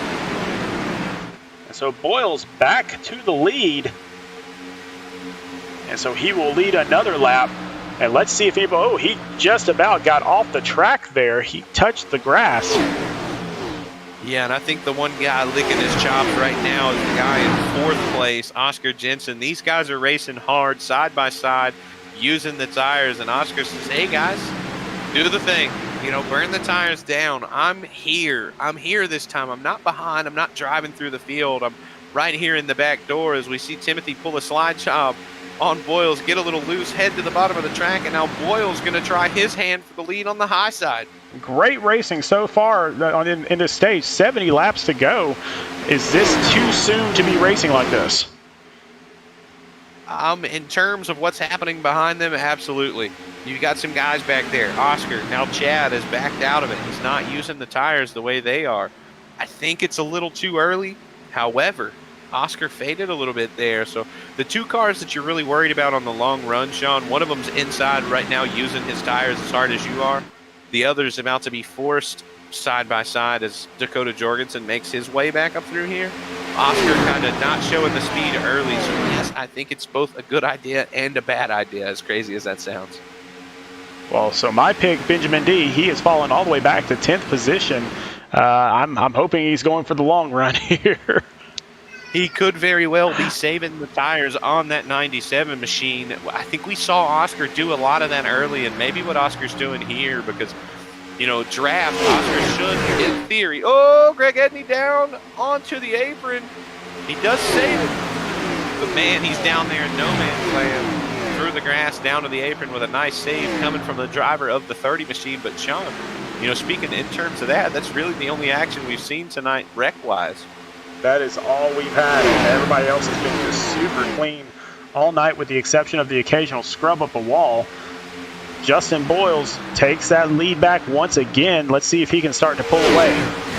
That's not what you want to see if you're the 5, the 24, the 9, or the 51. Because now Dakota's trying to pressure second place, and all that's doing is allowing Boyles more of what we saw in stage 1 and stage 2. That 8 car is now clean and clear.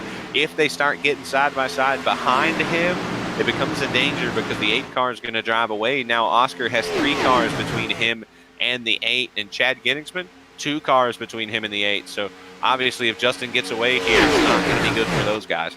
Well, remember the last stage, Oscar was starting to hone in a little bit on when to pit and that sort of thing. If he uses that advantage this time around, then he might have enough laps to catch back up. Yeah, it's without a caution though, Sean. I think everyone's pretty much in the same strategy. I think there's only one strategy here. If you're going for 1 pit stop, now if you decide 2 stops is your game, then you've got a little bit of creativity.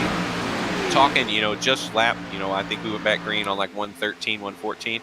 I think just talking about that type of strategy, it only leaves you one spot. It's going to give you about a 1-2 lap buffer maybe. But I don't think you can get crazy with it like we saw Oscar do, or, Chad done in stage 1, Timothy done in stage 2. I think everyone's pretty much uniform, and when we'll see them pitting, it's just going to be about a 1 or 2 lap difference. So this is an 80-lap stage, and so let's kind of do the math on this thing. So if they start coming in around 30, then everybody has to do 2 stops. Yeah, and that's, really, honestly, Oscar, and I think Oscar's really been the only one that's done a 30-lap stint here. You know, everyone else just kind of came in and said, you know, hey, we're gonna pit this thing on lap 20 through 25. You know, early pit stops for much of the field. So maybe they're gonna force Oscar to do a 2-stop deal. If you know, they continue to stay out. Obviously, the one with the most long-run experience and what the car is going to do is the driver of the 51, who just continues to lurk back there in the fifth with the guy that I said I expected to be the next fastest, the 49 of Zach York. So these guys out here right now that are tailing the front four maybe have the best strategy if we go long on a pit cycle. And Boyles hasn't been able to break away like he was in the first couple of stages, so only 0.4 of a second at this point. So it was about 0.6 at about this point the last time around. So not necessarily in trouble just yet, but he's got to get that car out there a little bit further, I think. Yeah, and we're getting right into that spot where it's, you know, right now it's close, which is much, like you said, is what we've seen now up to 0.5 of a second. But here, and I'd say in about 5 laps, I think Boyles crosses the 1 second mark easily. Jorgensen washes up on Timothy coming off of 4. Both have to get out of the throttle. That's certainly going to help. There they go. Contact. Nice save by all drivers involved. I know they got really close off of 4. Maybe Timothy thought he was clear down the front straightaway, but actually, Sean, if I'm not mistaken, I think the 1 second buffer just took over for Boyles there. With some assist from some teammates back there, kind of worrying the field a little bit. Now that kind of clears way for the 2 cars that we felt both, Sean, that could run him down. So we will see the effect on the car of the 24 and the 5. Now, obviously, the 5 slower than he was before. So 3 wide now back here for second place. So Oscar Jensen moves into second, and that's scary for everybody since he was making his way through the pack towards the end of the first couple stages. So Oscar Jensen, our biggest mover on the night, he is up 12 spots from where he started. Yeah, and now, you know, if you're Boyles, you've got the 1.3 second lead. You've got to stretch it. You've got to stretch it now, because the 2 cars that were running you down in both of the previous stages are the next 2 cars in the mirrors. So obviously unfortunate for Timothy Latham and Dakota Jorgensen, who ran up front most of the night in the top 5. Now both outside of the top 5. Timothy just outside of the top 5, though, not by much. Jorgensen obviously with a little worse luck back in, I think, 8th place right now. Maybe 9th place, actually. Yeah, I think he's in 9th place as it cycles through. But, man, just, you know, simple mistakes like that, again, pretty much the extent of our action. Both saved the race car, keeping it clean. Oh, I thought there was going to be a little bit of contact between the 49 and the 28 there, and actually the way it looks, there might have been, as Timothy Latham is going to clear Kendall LeBron, so maybe not too much damage to the 5 machine. And so you can see a little bit of left rear damage there, but Timothy Latham just passes into the 5th spot, and now he's going to go after his rival, Zach York. Yeah, and I think this was shaping up to be a big one for the 5 car. Obviously, the damage is going to hurt him. The right side's relatively clean, so the only thing that I can imagine it done is knock the left rear in, Sean, and maybe, if done correctly, could make that 5 car a little bit faster on the long run, the way the shape of the body is going to go air-wise. Yeah, sometimes that damage can help. Most of the time, every now and then you just get lucky, and so that is one thing that people don't want to see is a lucky Timothy Latham. No, it's hard enough to beat, you know, Timothy Latham when he's unlucky, let alone when he is lucky. And I think right now I'm torn between, did that make the 5 car faster, or did it just, you know, is he hanging on solely because he's in the draft of these race cars? And, you know, I think now the win, maybe without some strategy, is out of the window for the 5 car. I think the 8 car is just too much faster than him now. I think he was faster than him without damage, and now maybe, you know, taking away a little bit of handling of that 5 car. But the one thing that I do see is Oscar right now, as we're starting to close in on what becomes a medium run, still not equal with the driver of the 8 machine. Nope, Justin Boyles has jumped out to a 1.5 second lead now, and so Gunningsman just behind Oscar Jensen. So something's got to give here in order for somebody to catch up to Justin Boyles. Otherwise, Justin's just going to run away with this thing even more. Yeah, and I just keep watching the driver of the 5 car still yet. I mean, he's inside now of Zach York for 4th position. Sean, it almost looks like that damage has made that 5 car faster. I think it might have. You know, the other thing that kind of goes along with this is whenever you're in a type of wreck like that and you were up towards the front and all that stuff, you start to drive mad. And sometimes, even though your car can't technically go faster than it's going right now, sometimes when you drive mad, it just feels better. I will tell you, I learned from Timothy Latham. You know, we used to play Madden. Back in the day from Madden 11, even all the way up till Madden 20, we've played together. And you start talking a little bit trash, you start getting under the skin of Timothy Latham, and he just gets better. He scales to his frustration. So if by chance that move frustrated Timothy, it's a scary moment, because that's what drives the driver of this 5 car. I know we've seen him in previous weeks where some guys have some things to say about him, and you know, most trash talk happened. We saw Timothy Latham repeat, starting in Kansas and then back-to-back at Michigan and then back-to-back-to-back at Chicagoland. And maybe the order was a little different, but amongst those 3 tracks, we saw him go back-to-back-to-back, and there were a lot of guys, you know, talking a little bit of trash to Timothy Latham, and it fueled his driving ability. So, you know, a lot of different things could play into why the 5 car is faster. I think the handling got away from him underneath the 49, though. Oh, there goes the 49. That's going to make it easy now, as Timothy's going to have a huge run. The 49 likely just lost some air. Timothy about to look inside. So handling as the sun goes down, starting to be an issue for some of these guys who, Sean, when the track was slick and hot out, you know, early in this thing, they've dialed in the handling to that. And now as the sun starts to set, especially in turn 1 and 2, a little bit of a different ball game for these guys. And that's what makes iRacing so different than any other type of simulation out there, is that everything has an effect. Everything makes an impact on what's going on out there. So a little bit of damage, maybe a little bit of turn on pit road, maybe, you know, adjusting something on pit road, the temperature, the sun going up or down. I mean, all those things all have an effect, and you have to figure out how each of those things affects your car. And so that's something that Timothy is an expert at. Yeah, and I was just looking back at the chat. Mark Boyle said, whatever the damage, 5 tightened up in the rear, he's turning better. You're exactly right. It seems like the car is more stable underneath Timothy Latham. He's able to make more aggressive moves, as we saw a couple times underneath Zach York. So if when he pits, he takes a little bit of damage repair, I think he'll be back up in this thing. But Dana Marie Chambers as well said, steady, go 54. Obviously, Ted pulling a little bit of a sleeper night for what we've seen him do currently in the 12th position. Running pretty good, you know, still ahead of one of the drivers he needs to beat, but I think it's Greg Edney that's out ahead of him now in terms of the drivers in red. Unfortunately, you know, Ted's kept the car clean on the lead lap. However, none of these top 8 have really made mistakes so far. It's been the top 8 that we expected to run their best race of the season. None better right now, though, Sean, than the driver of the 8 car, who's still out front by over a second. Yeah, 1.7 seconds now, so that lead is growing. And so now the question comes into play, all right, when do we pit? Yeah, I honestly, just looking, I'm saying I think they start before lap 150, I would imagine, or on lap 150 we'll see him start, because that's almost halfway. Not really sure how close Oscar cut it earlier when he made his first long stint of the race. Anything, you know, could be different.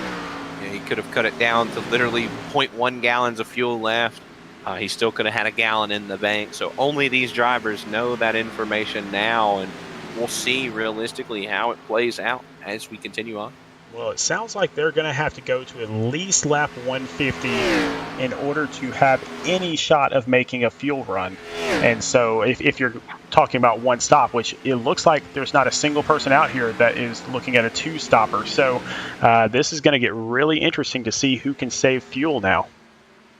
Your pick, Benjamin D, has gotten around the 5 of Timothy Latham and now putting pressure on the 49 of Zach York, who continues to get sideways off of 4. So Benjamin's starting to come to life. And honestly, Sean, if we can, this time by the line, can we get a lap check to see who is the fastest? I think right now, if I'm not mistaken, it should be the 97 car. So right now, no, it's actually the number 9 car of Chad Gunningsman.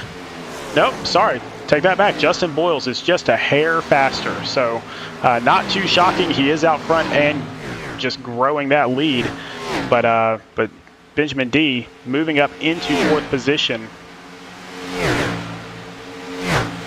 Yeah, I thought for sure, maybe things would be a little bit different for Benjamin D being a little quicker. Actually, both 3rd and 4th quicker than Jensen at this point. Fastest lap that time by goes to the 3rd place machine of Chad Ginnigsman. So, man, the top 4 really kind of tight. Obviously, right now, the one thing that Boyles wants to see that Oscar Jensen doesn't is that 9 car on the outside of the 51. And here comes that 9 car. He is going to put a lot of pressure on Oscar Jensen now. Again, coming down to about 42 to go, which is the outside of our fuel window. And so now it's just a matter of time before these guys start coming down into the pits to get those tires, get that fuel. I think, and correct me if I'm wrong here, Brandon, but I think you try to run it out of gas right now, and so you have the best tires on the track. Yeah, I don't think, if it was me, I don't think you set a lap. I don't think you say, hey, I'm going to pit on 152. I think you pull up your black box and you're watching. You're going to pit with typically, if the number, if your calculation works out, you're going to pit with about 0.3 gallons left of fuel in those cars. Actually, I think Oscar's about to pit right now. He just lets the 9 car go. Maybe, no, Oscar's going to continue on, but he kind of just pulled over and let the 9 car go. It could be because that 97 getting bigger in the mirror, but I will say when they started their race, Boyles was at 1.9 seconds to the good. Currently, 2.9. So a 1 second swing during the battle there that really, really cost the driver of the 9 and the 51, Sean. So currently Justin Boyles way out front. Just a matter of time before these guys start to pit, but Justin's just loving his car right now. Nobody anywhere close to him. Yeah, and you're in the best spot. He's got 1 car right now ahead of him. It's going to be Jason Tripp. We fully expect Jason Tripp to say, hey, I'm staying low. Go ahead, do your thing, man. I'm not anywhere in your way. Smooth sailing now that he's clear. You saw Justin D-Wright go by, so a big gap before the next lap car, and still yet over a 3-second lead now for the driver of the 8 machine. Yeah, you can see up on your screen right now. Got a couple people coming in. Benjamin D starting the cycle right now. Benjamin D, Zach York. There's another car up there also on pit road. Timothy Latham joining them, so I'm not sure who that front car is off by themselves, but there is a car out ahead of them. Maybe Jason Tripp. Could be likely that machine, but Greg Edney, Philip Roy, Justin D-Wright. So obviously that moves the lap traffic out of the way of the 8 car. Now we'll see what Justin Boyles does. And here he comes. Yep, he is coming now. Didn't want to give them too much of a buffer, but the 9 and the 51 are not coming now. That blows my mind, Sean, because with no caution, they're about to get further behind Justin Boyles, and I want to ride with Boyles here. I know through the pit stop, Sean, I know we've got a battle going on the track amongst Ginnigsman and Jensen, who are about half a second apart, but I want to make sure Justin nails this pit stop because he said he felt this was the one crutch he had here. Oh, he did it again. He blew the pit stall. Through the box, man. It's been tough. Justin, buddy, I know you watch this back every Saturday. I wasn't trying to jinx you. I wasn't trying to spotlight your mistakes, but you've been my favorite here watching to win this thing. I thought for sure, wanted to make sure you nailed that one and unfortunately slid a little bit deep in the box. Now it looks like Jensen brought his car to pit road, but Chad Ginnigsman, Jorgensen also joining him on pit road, but Chad Ginnigsman, sorry, I lost my train of thought there, staying on the racetrack. I think what Ginnigsman's doing, I think he's coming this time. Smart strategy by the 9 car. Now, if there is a green-white checkered by chance, he doesn't have to pit. Of course, if everyone else pits, he probably will get new tires. But if by chance they stay out, I think he's going to be the favorite to win this thing just in terms of amounts of fuel in that car, Sean. And so Jordan Sailors once again will lead another lap or two before he comes in. But once it gets filtered back out, Justin Boyles is in 4th position and gaining on Gunningsman and Klein. So looks like he is going to move into 2nd place behind Jordan Sailors. Jordan still has to pit. The one thing that worries me, though, I don't know where he came from, but it looks like maybe my scoring's just a little off. I was going to say Zach York. Yeah, Zach York now 1 second behind Boyles. I was going to say Zach York significantly closed the door, and actually he still did. 1 second seems to be the difference, but we'll see now. That could mean one of two things, Sean. That could mean that York had a good pit stop, but it also could mean that once this cycles out, Boyles might not be the leader. No, I think Oscar's also behind Boyles, so Zach York, Timothy Latham with excellent pit stops, getting in just a lap before Justin Boyles. Yeah, so Boyles' lead gets cut up just a little bit. He's still got over a second on Zach York. But again, Justin Boyles much better on the short run than on the long run. And so if York and Latham and Jensen can all just hang in there for another 25 laps or so, then they might have a chance to catch this this number 8 car. But, man, he's just been so good tonight, Brandon. Yeah, I'm honestly impressed totally by Justin Boyles. And I know, he found some strategy where it took him a long time to get the victory lane. And, he eventually got there. But since he finally started finding that speed, since he started doing what it took, he's really come on strong here in the IVCS, Sean. And so Jordan Sailors does go into the pits, and so Justin Boyles will pass him, and he will take the lead, and he will have a 1.5 second advantage on Zach York. Yeah, and honestly, the unfortunate part, couple cars back, 2nd place going to be York, 3rd place going to be Latham, and 4th place Oscar Jensen. So, oh, he's smoking. Who is it that's smoking? Oh, I just saw Oscar Jensen is smoking. Not sure what happened there. I will go back and try to track down. Let me listen here. Huge development there.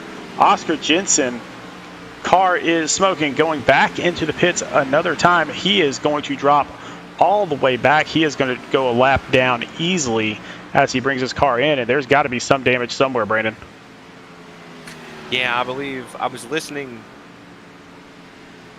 to see maybe what happened. Was listening to see what happened, but he never said anything.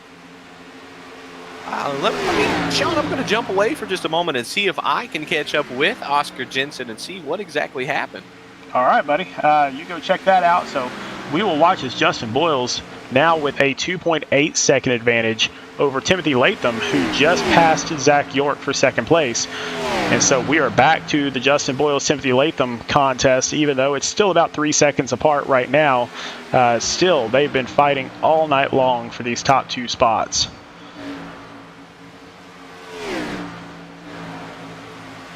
And just so everybody can see exactly how much of a distance we're talking about here, so let me pull up that track map one more time.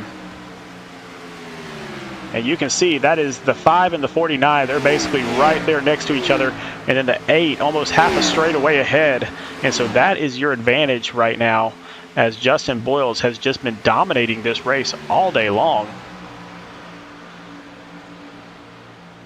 And so it is going to take quite a bit of a drive for anybody to get up there with them.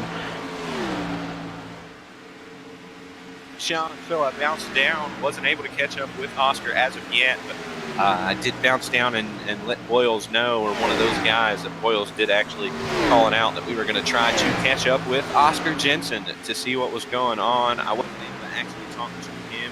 There he is. So, Sean, want me to just pull him up in the booth here as we run? Yeah, if that's what you want to do, absolutely.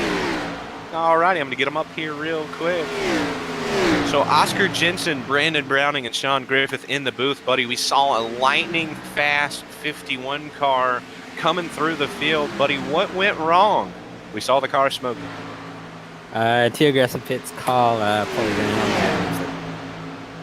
Gotcha, man. Well, we hate to see that. I know, Sean and I had talked very highly of the way you were driving through the field and thought you had a shot. There's one thing that I know, Oscar, it's that you can rebound in these next 2 races and you'll be totally fine, buddy. Any last comments or things you'd like to say here? I know not the finish you were looking forward to. I don't know what to say. I really am. Just, the usual. Thanks to all the guys. Give me a fast setup.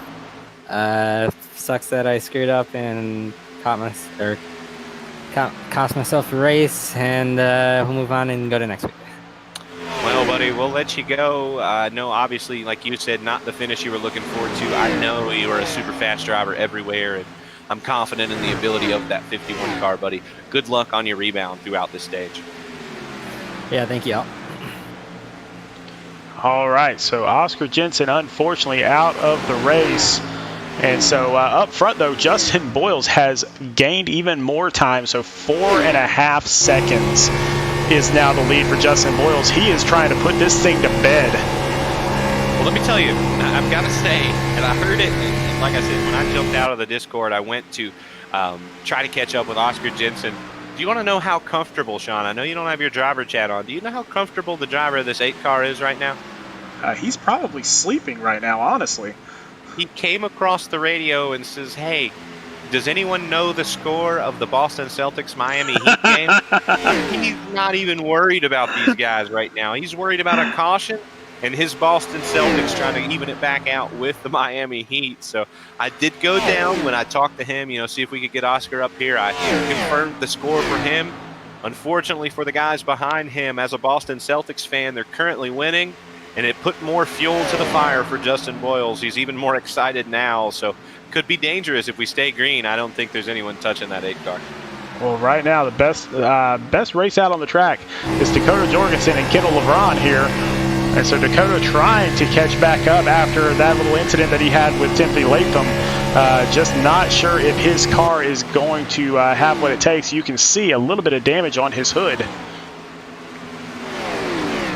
Yeah, and I think, man, saw a puff of smoke there from someone. I'm not sure. Maybe Jason Tripp getting a little bit loose, trying to move out of the way of the legal lap cars. But, this really, like you said, is the best race on the track. The damage obviously hurting that 24 car, but we'll see if he can continue to knock off faster laps than Kendall LeBron and wrestle that position away. Now up front, we got Chad Gunningsman and Zach York. They're kind of close. You can see Zach York getting a little bit loose back there in that 49 car. But, man, unless something changes, unless a caution comes out, there is nobody touching Justin Boyles tonight. Yeah, Justin Boyles has been, these guys, Justin Boyles is racing at Las Vegas, and these guys are in a zip code away racing over at Auto Club is what it seems like, Sean, because they're nowhere near Justin Boyles tonight. So once again, just to show you how much distance we're talking here, you can see how far out in front that 8 car is from this 9 and this 49 car. So really, really a great drive for him. Now, out in the chat, we're being told, so Pullen better wrestle into 8th. And so keep in mind, so here's Ted Pullen back here in 11th position on the track as it is. But keep in mind, he doesn't have to be all the way up in 8th. He just has to, put himself in position for the next couple weeks. Dana Marie Chambers, just what I was talking about earlier in here. I was talking about Ted. 11th place right now, doesn't need 8th place. And the reason he doesn't need 8th place is if you watch that scroll bar at the top, you see Ted running 11th. You continue on and you'll see Oscar Jensen now in 17th. Obviously some issues for him. A little bit of a gap in points that he would have to make up to Oscar, but Mark Kuda also behind him. So just damage control here for Ted. Ted is an excellent restrictor plate racer. We go to Talladega, we go to Charlotte Roval, so he's got the opportunity if he puts in the right amount of work to the Roval. Some of these guys may put in a little bit less and he can have a pretty solid night there. He can still easily get into the next round, but as Mark Boyles said, 8 is handling badly. Remember, LOL, yeah, that 8 car, man, it looks like it's abysmal to drive, man. He's had an awful night. But Boyles has been, he's been doing his thing here. He come in here with one mindset. to win. And as I said before, you know, he wasn't worried about anything but his Boston Celtics, so got to feel pretty good about the car. Now, I will tell you that Chad Gunningsman has narrowed that gap to 3.5 seconds. And so still with 18 laps to go, I mean, Justin can't get too lackadaisical here, but still 3.5 seconds. Caution gonna come out, maybe. Kendall LeBron all over the place, wrecked on the racetrack. No caution. No caution. However, let's jump back and let's find out what happened to Kendall LeBron with our very first wreck replay. I want to make sure that was Kendall LeBron. I do believe it. Well, yeah, Kendall LeBron. Yep, Kendall LeBron. Oh, he gets up into the wall, almost takes out Jorgensen there, but that might end LeBron's race tonight.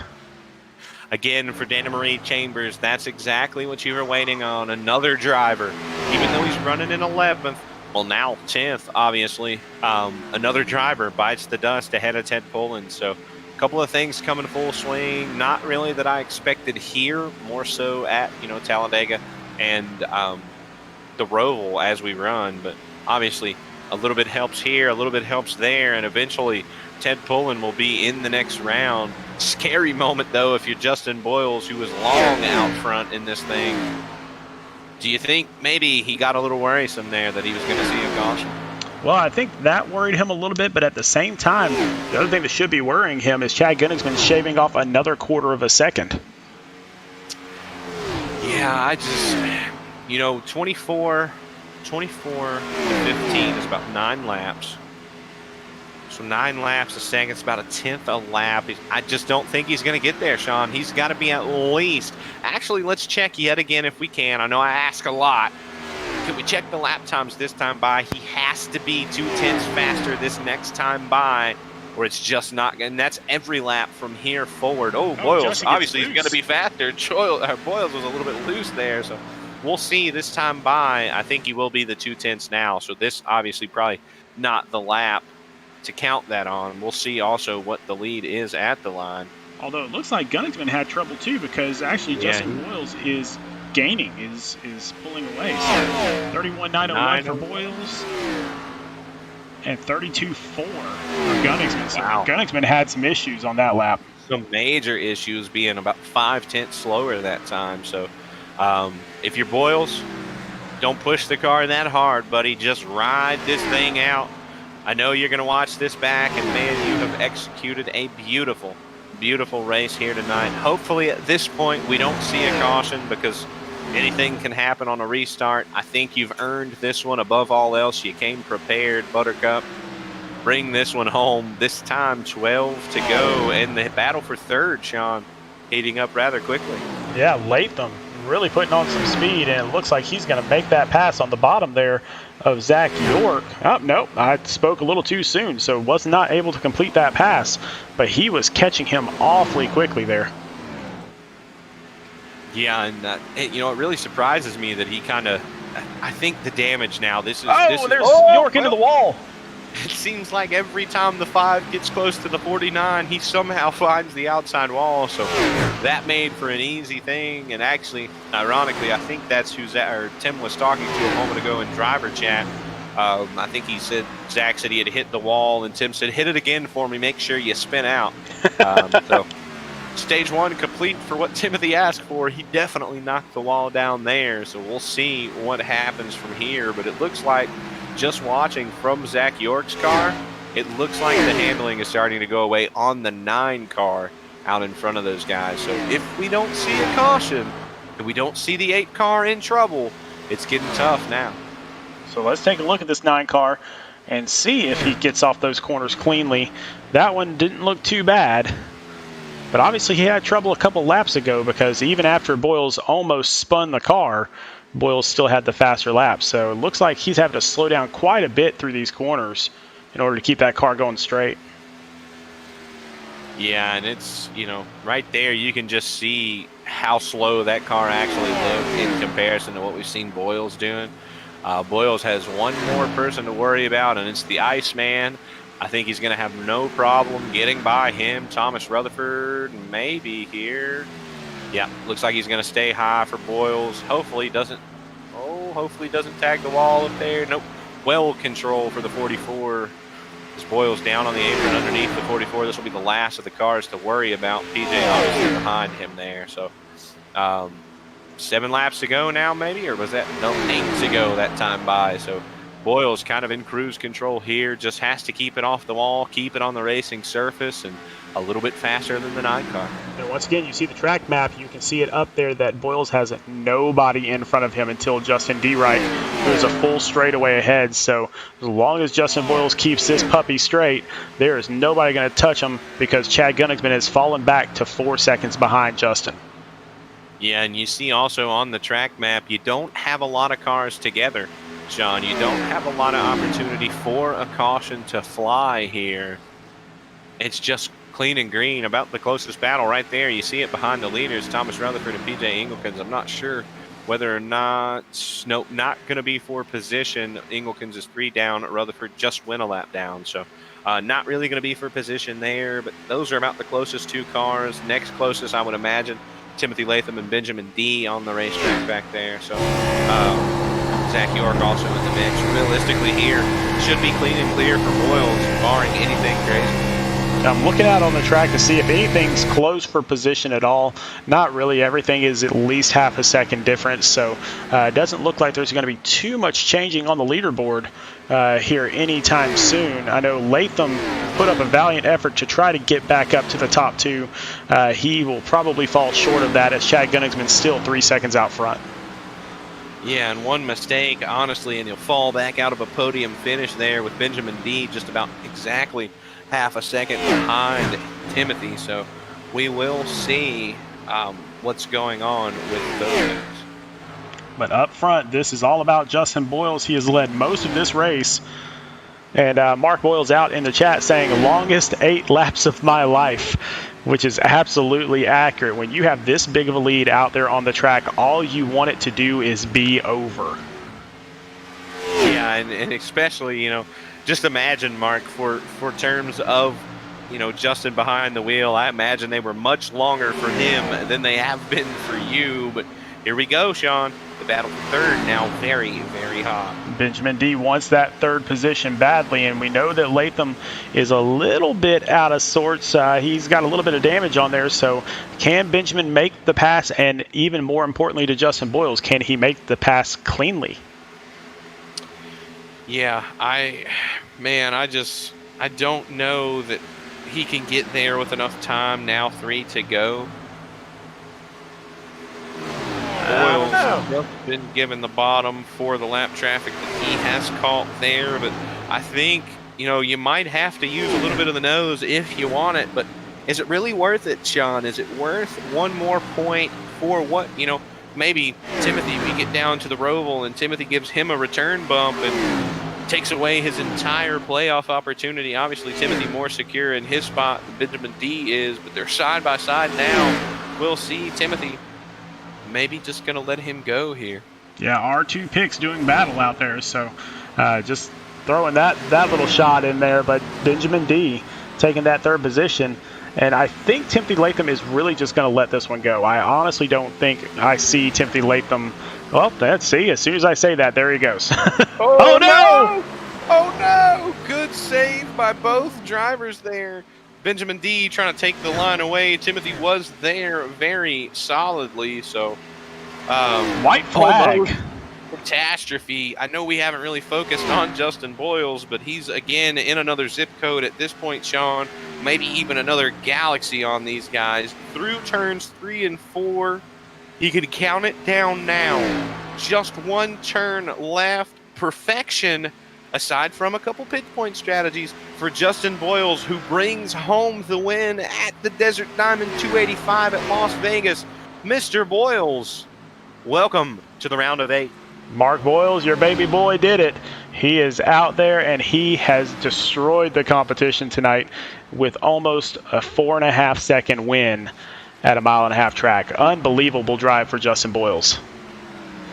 Yeah, and from the drop of the green flag on through to the drop of the checkered flag at the very end, no one could touch that 8 car. The only thing that gave anyone else a shot Sean, was the pit strategy that he shot himself in the foot with. So Boyles really showing, hey, this is how we do it.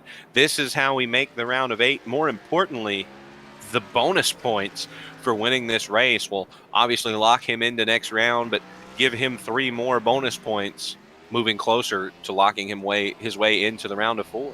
And Justin Boyles takes it to the infield for his donuts, burning up those tires on the grass. Yeah, and he's about to get back to the pavement, back to the grass. He wants to burn it down. He wants to tear the tires off, blow the motor up. They obviously don't need this one again, Sean, because he's tearing it apart. What a fantastic drive for Justin Boyles. And so it sounds like he may have blown his engine there. So let's pull up the standings while we have a shot. So Justin Boyles up in first. He is punching his ticket into the round of 8. Chad Gunningsman in second. Timothy Latham in third. Benjamin D. I'm just going to call him that, in fourth. Zach York rounding out the top 5. Dakota Jorgensen in 6th place. Greg Edney, strong finish, in 7th place. Greg Klein in 8th place. Philip Loy in 9th. We barely said his name at all night, but great drive for him. Jordan Sailors in 10th. And then it looks like Ted Pullen in 11th. Thomas Rutherford, one of our qualifiers, in 12th. The lone-standing qualifier driver here tonight. 13th place, Justin Diereich. 14th, PJ Engelkens. 15th, Jason Tripp. 16th, after a strong run, Kendall Levron. And then Oscar Jensen with a really disappointing finish in 17th. Richard Springer in 18th. And Mark Kuda out super early in this race. He will finish in 19th. But let's see if we – go ahead, Ben. Go ahead, Brandon. I was going to say, that's going to round out race 1.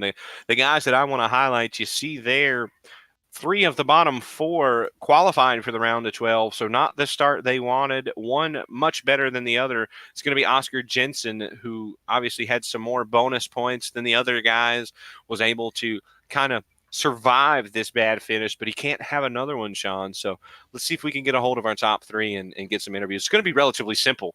We're going to talk to Flashpoint across the board. Pretty much. So let's see if we can get Timothy Latham in here. So, Timothy, this is Sean and Brandon up in the booth, man. 3rd place finish, not exactly what you were looking for, but great nonetheless. Yeah, I mean, like I said earlier, man, I knew Justin had the car to beat, and I'm glad he got the win, but it was a good, solid 3rd place finish we had there. I hated to see Oscar blow an engine there late in the race and drop back, and had a little battle with Ben there at the end, and it was pretty fun. But, yeah, wheeled it to a 3rd place finish. I didn't think I was a top 5 car, so this is an accomplishment for me tonight. Well, buddy, I definitely, I said coming in here, first of all, you were my pick. As always, I support you in pretty much every one of these races because it's tough to bet against you. But, you're starting to climb and resurface to what we saw in the regular season. We have the wild card at Talladega. We have a race that falls right into your wheelhouse at the Roval. How do you continue this momentum that you've, compiled together throughout to make it to Phoenix, where we saw you lead every single lap in the spring? Well, hopefully we can improve on our positions like we have been through the playoffs here, and hopefully not have any disastrous races like Darlington. And it's good getting the podium 3 weeks in a row. So hopefully we can continue this momentum forward, and hopefully the team brings a good car for the weeks to come. Well, man, Talladega coming up. What do you expect to see from Talladega with it being such a wild card? Every time we go to a super speedway, I expect it to be a crapshoot. You could get taken out at any moment. Luckily, during the season, we've been there on the last lap. Just unfortunate circumstances, getting taken out on the last lap most of the time. So hopefully we can get there in the end. And if we don't get a win, hopefully we can get a top 5 or something next week too. Lock ourselves in. All right, buddy. Well, we will let you get back to your team. Congratulations tonight. A really great run there, and we will see you next week at Talladega. All right. Appreciate it, guys. Congrats, buddy. All right. Let's see if we can grab his teammate, Chad Gunningsman. Let's pull him up into the booth. Hey, Chad, Sean and Brandon up in the booth. How's it going, man? Good. How about you guys? Doing good. Great 2nd place finish. And, Brandon and I, we always talk every week where you're just that Mr. Consistency where you might not be the leader, but you are always there in position. What is that all about? Yeah, just try to keep the car clean. I mean, especially with these 3 race rounds, you really can't afford a bad race. So I just try to keep it clean and usually have a good chance at the end once other people have roughed their cars up a little bit, and then even if you miss your setup a little bit, you're there at the end. But yeah, just a long race and good win to Justin. Yeah, and great run for you as well, buddy. We've seen that 9 car be fast several weeks this season. You had a solid second place finish here tonight. You're heading into Talladega and then the Roval, to where anything can happen at either one of those tracks. How do you feel about your chances in the remaining races in this round? I think Talladega is just going to be kind of a lottery, like it always is. I think it'll be about keeping your car clean for the first 2 stages. Only trouble is if you try to do that a little bit too much, you'll miss out on up to 20 stage points. So it's kind of a little bit of a game, seeing how much you can play safe without costing yourself a lot of points. But big deal is going to be keeping the car clean there. And the Roval is just going to be consistency. For overdriving one corner could cost you 5 or 6 spots. Well, man, we really love watching you race out here. Is there anybody that you want to thank before we drop you back down there with your teammates? Yep, I want to thank Floyd Hogan and everybody at Bobby Dylan Hertz Legacy Esports for building a great car. I made one bad adjustment for the race that made it wicked loose, I think, especially early in a run. I think you guys saw that lap 3. I got big time loose on the high side, but just going to thank everybody from Bruzy, Butt Kicker, and Oculus Glasses for their support, and we'll look forward to getting another shot next week at Dega. Well, man, we can't wait to see you then. So have a great night, have a great week, and we will see you at Talladega. Thank you guys for broadcast, and see you next week. Thanks, man. Appreciate it, buddy. Congrats. All right, and finally, let's see if we can talk to Mark Boyle's baby boy, Justin. Let's get him up here into the broadcast booth. Justin, we spoke to you just a few minutes ago. Buddy, congratulations. That was a heck of a run for you. Oh yeah, man, I appreciate it. It felt great. I had a lot of fun out there. That was a blast for sure. Well, the one thing that I'm going to start off my section of this interview with right now, 5.5 to go, 15-point lead for the Boston Celtics. Obviously, a great night for you, buddy. You've locked yourself in now to the round of 8. What do you do from here in the round of 8? Do you just focus on, in the round of 12? I'm sorry. But do you focus on, the round of 8, the next round, or do you continue to try to just gain the bonus points here by winning? I mean, you like to say that, getting into the round of 8 and punching ourselves in is, kind of allows us to be a little more aggressive going to Talladega and the Roval. But I mean, even there, I guess one thing it does is I don't have to worry about scoring race points. I can just, I can worry about trying to win stages and win the race and try to set up for that because, since I'm locked in, the only thing that's going to, help me out is getting playoff points so they can carry over into the next round. Try to give myself as much of a head start in the next round. So, but yeah, I mean, I think kind of opens up the options to an extent, allows me to kind of don't really have to worry too much about scoring points. I can really get aggressive and then try some different things to try to score playoff points.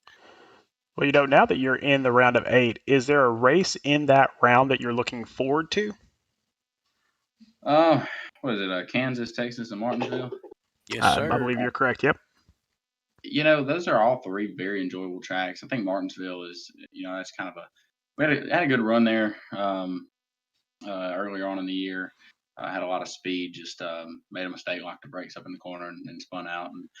And so that kind of cost me big time. But Texas and Kansas are both enjoyable. I think Kansas, I'm more so look forward to. I thought had a really good car there. The first time we went there, and I was really able to roll the bottom in 3 and 4, which is something that it didn't seem like everybody was able to do. Unfortunately, made a mistake and just came across Oscar's nose, trying to going into one and shot up into the outside wall. But I think Kansas is one that I look forward to. But as far as just right, a track that I'm circling to get a win, I mean honestly, I don't think I have a better chance at any of them than the next one. So we'll see. Well, so my last question in the second stage is the same as my question now. So paint schemes, is this the lucky one? Man, it's hard to say. It's not necessarily this scheme. The last KISS scheme was white, but it's hard to say that I'm going to change. I don't know. I'm man, I'm really tempted to pull out a Dale Jr. car, going to Talladega, which I'm stoked for. That's my favorite track. I don't know, man. I have to think about it. We'll see. I will chime in and say my favorite Justin Boyle scheme, the half number 3, the half number 8, the one I'm talking about, the half Budweiser, half Goodwrench scheme. Looking forward to hopefully seeing that one. I think that's probably going to be reserved for just the Daytona night race. So that was a kind of a one-off deal. But we'll see. I might run something cool to kind of pay homage to the Earnhardts at a track that they very much owned. So. Well, is there anybody that you'd like to thank before we let you get back to celebrating? Yeah, man. I just want to thank Flashpoint. We did put in a lot of practice this week. Chad, Tim, Dakota. It showed. I think we put 3 cars, 1, 2, 3. Yeah, 1, 2, 3. Dakota had some misfortunes and 1, 2, 3, 6 was the final. I mean, you can't complain about that. And so, yeah, I mean, just proud of that team, man. When we formed this up, I've said this before, I'll say it again. We formed this team. I mean, this was the idea when I came to Tim and said, hey, let's team up. This was the hope that we could go out there and do things like that. What we just did tonight. And since he's probably watching, shout out my dad, man. It's so cool. I'm 2 for 2 in the KISS car. I know Max Speed was broadcasting the first one I won, but Dad is a huge KISS fan, and so it's probably not a lot of 22-year-olds who like KISS, and their first concert was KISS. So I thank my dad for that one. So because of him, I ran the KISS car, and we're 2 for 2 in it so far. So that's awesome. So I want to shout him out, and just want to thank Speed Racing Network, you guys, for all you do. You guys do an awesome job in the booth. I'm really looking forward to watching it. And also want to shout out the entire league. We had a caution-free race other than stage cautions. I'm so proud of everybody in the league. So if anybody's watching, I'm going to send them a long message in the Discord, just thanking them and telling them how awesome that was. So just, really, really proud of that, from a league owner standpoint. But, man, I feel good. I can talk all night. Well, buddy, we will let you get back to celebrating. Congratulations tonight. We will see you in the round of 8, and we'll see you next week at Talladega. Congratulations, buddy. Yes, sir. Appreciate it, guys. All right, so let's talk a little bit about next week, Brandon. So playoff week number 5, the round of 12. This is week 2 of round 12. And so, Slingshot 350 at Talladega Super Speedway. I think I'm going to say it now. Could be wrong. Could change my mind as the week goes on. But for right now, I think we see the 8 car go back-to-back. As I said before, his favorite track is Talladega. I know I learned a lot personally, Sean, from drafting with Justin Boyles. He taught me a lot about the side draft, the aero effects of the race car. I think he's got a good shot now with no pressure. Obviously, as Timothy Latham said, as everyone we talked to said, pretty much a crapshoot. Anything can happen. Big one happens on lap 1, and we could have one car out there riding around for the remainder of the 350 miles. So anything can happen at Talladega. We've seen, Sean, both you and I have been a part of races that quite literally aren't over until iRacing scoring updates at the end of it, all the way down to the exact moment they cross the start-finish line. Anything can and will happen next week at Talladega. Do not miss it. Man, I cannot wait for that. But tonight, your big winner, Justin Boyles in the number 8 car, qualifying for the round of 8. Congratulations, Justin. And for Justin, for Brandon Browning, and myself, Sean Griffith, everyone, please have a fantastic week. We will see you next week for the Slingshot 350 at Talladega. Good night, everybody.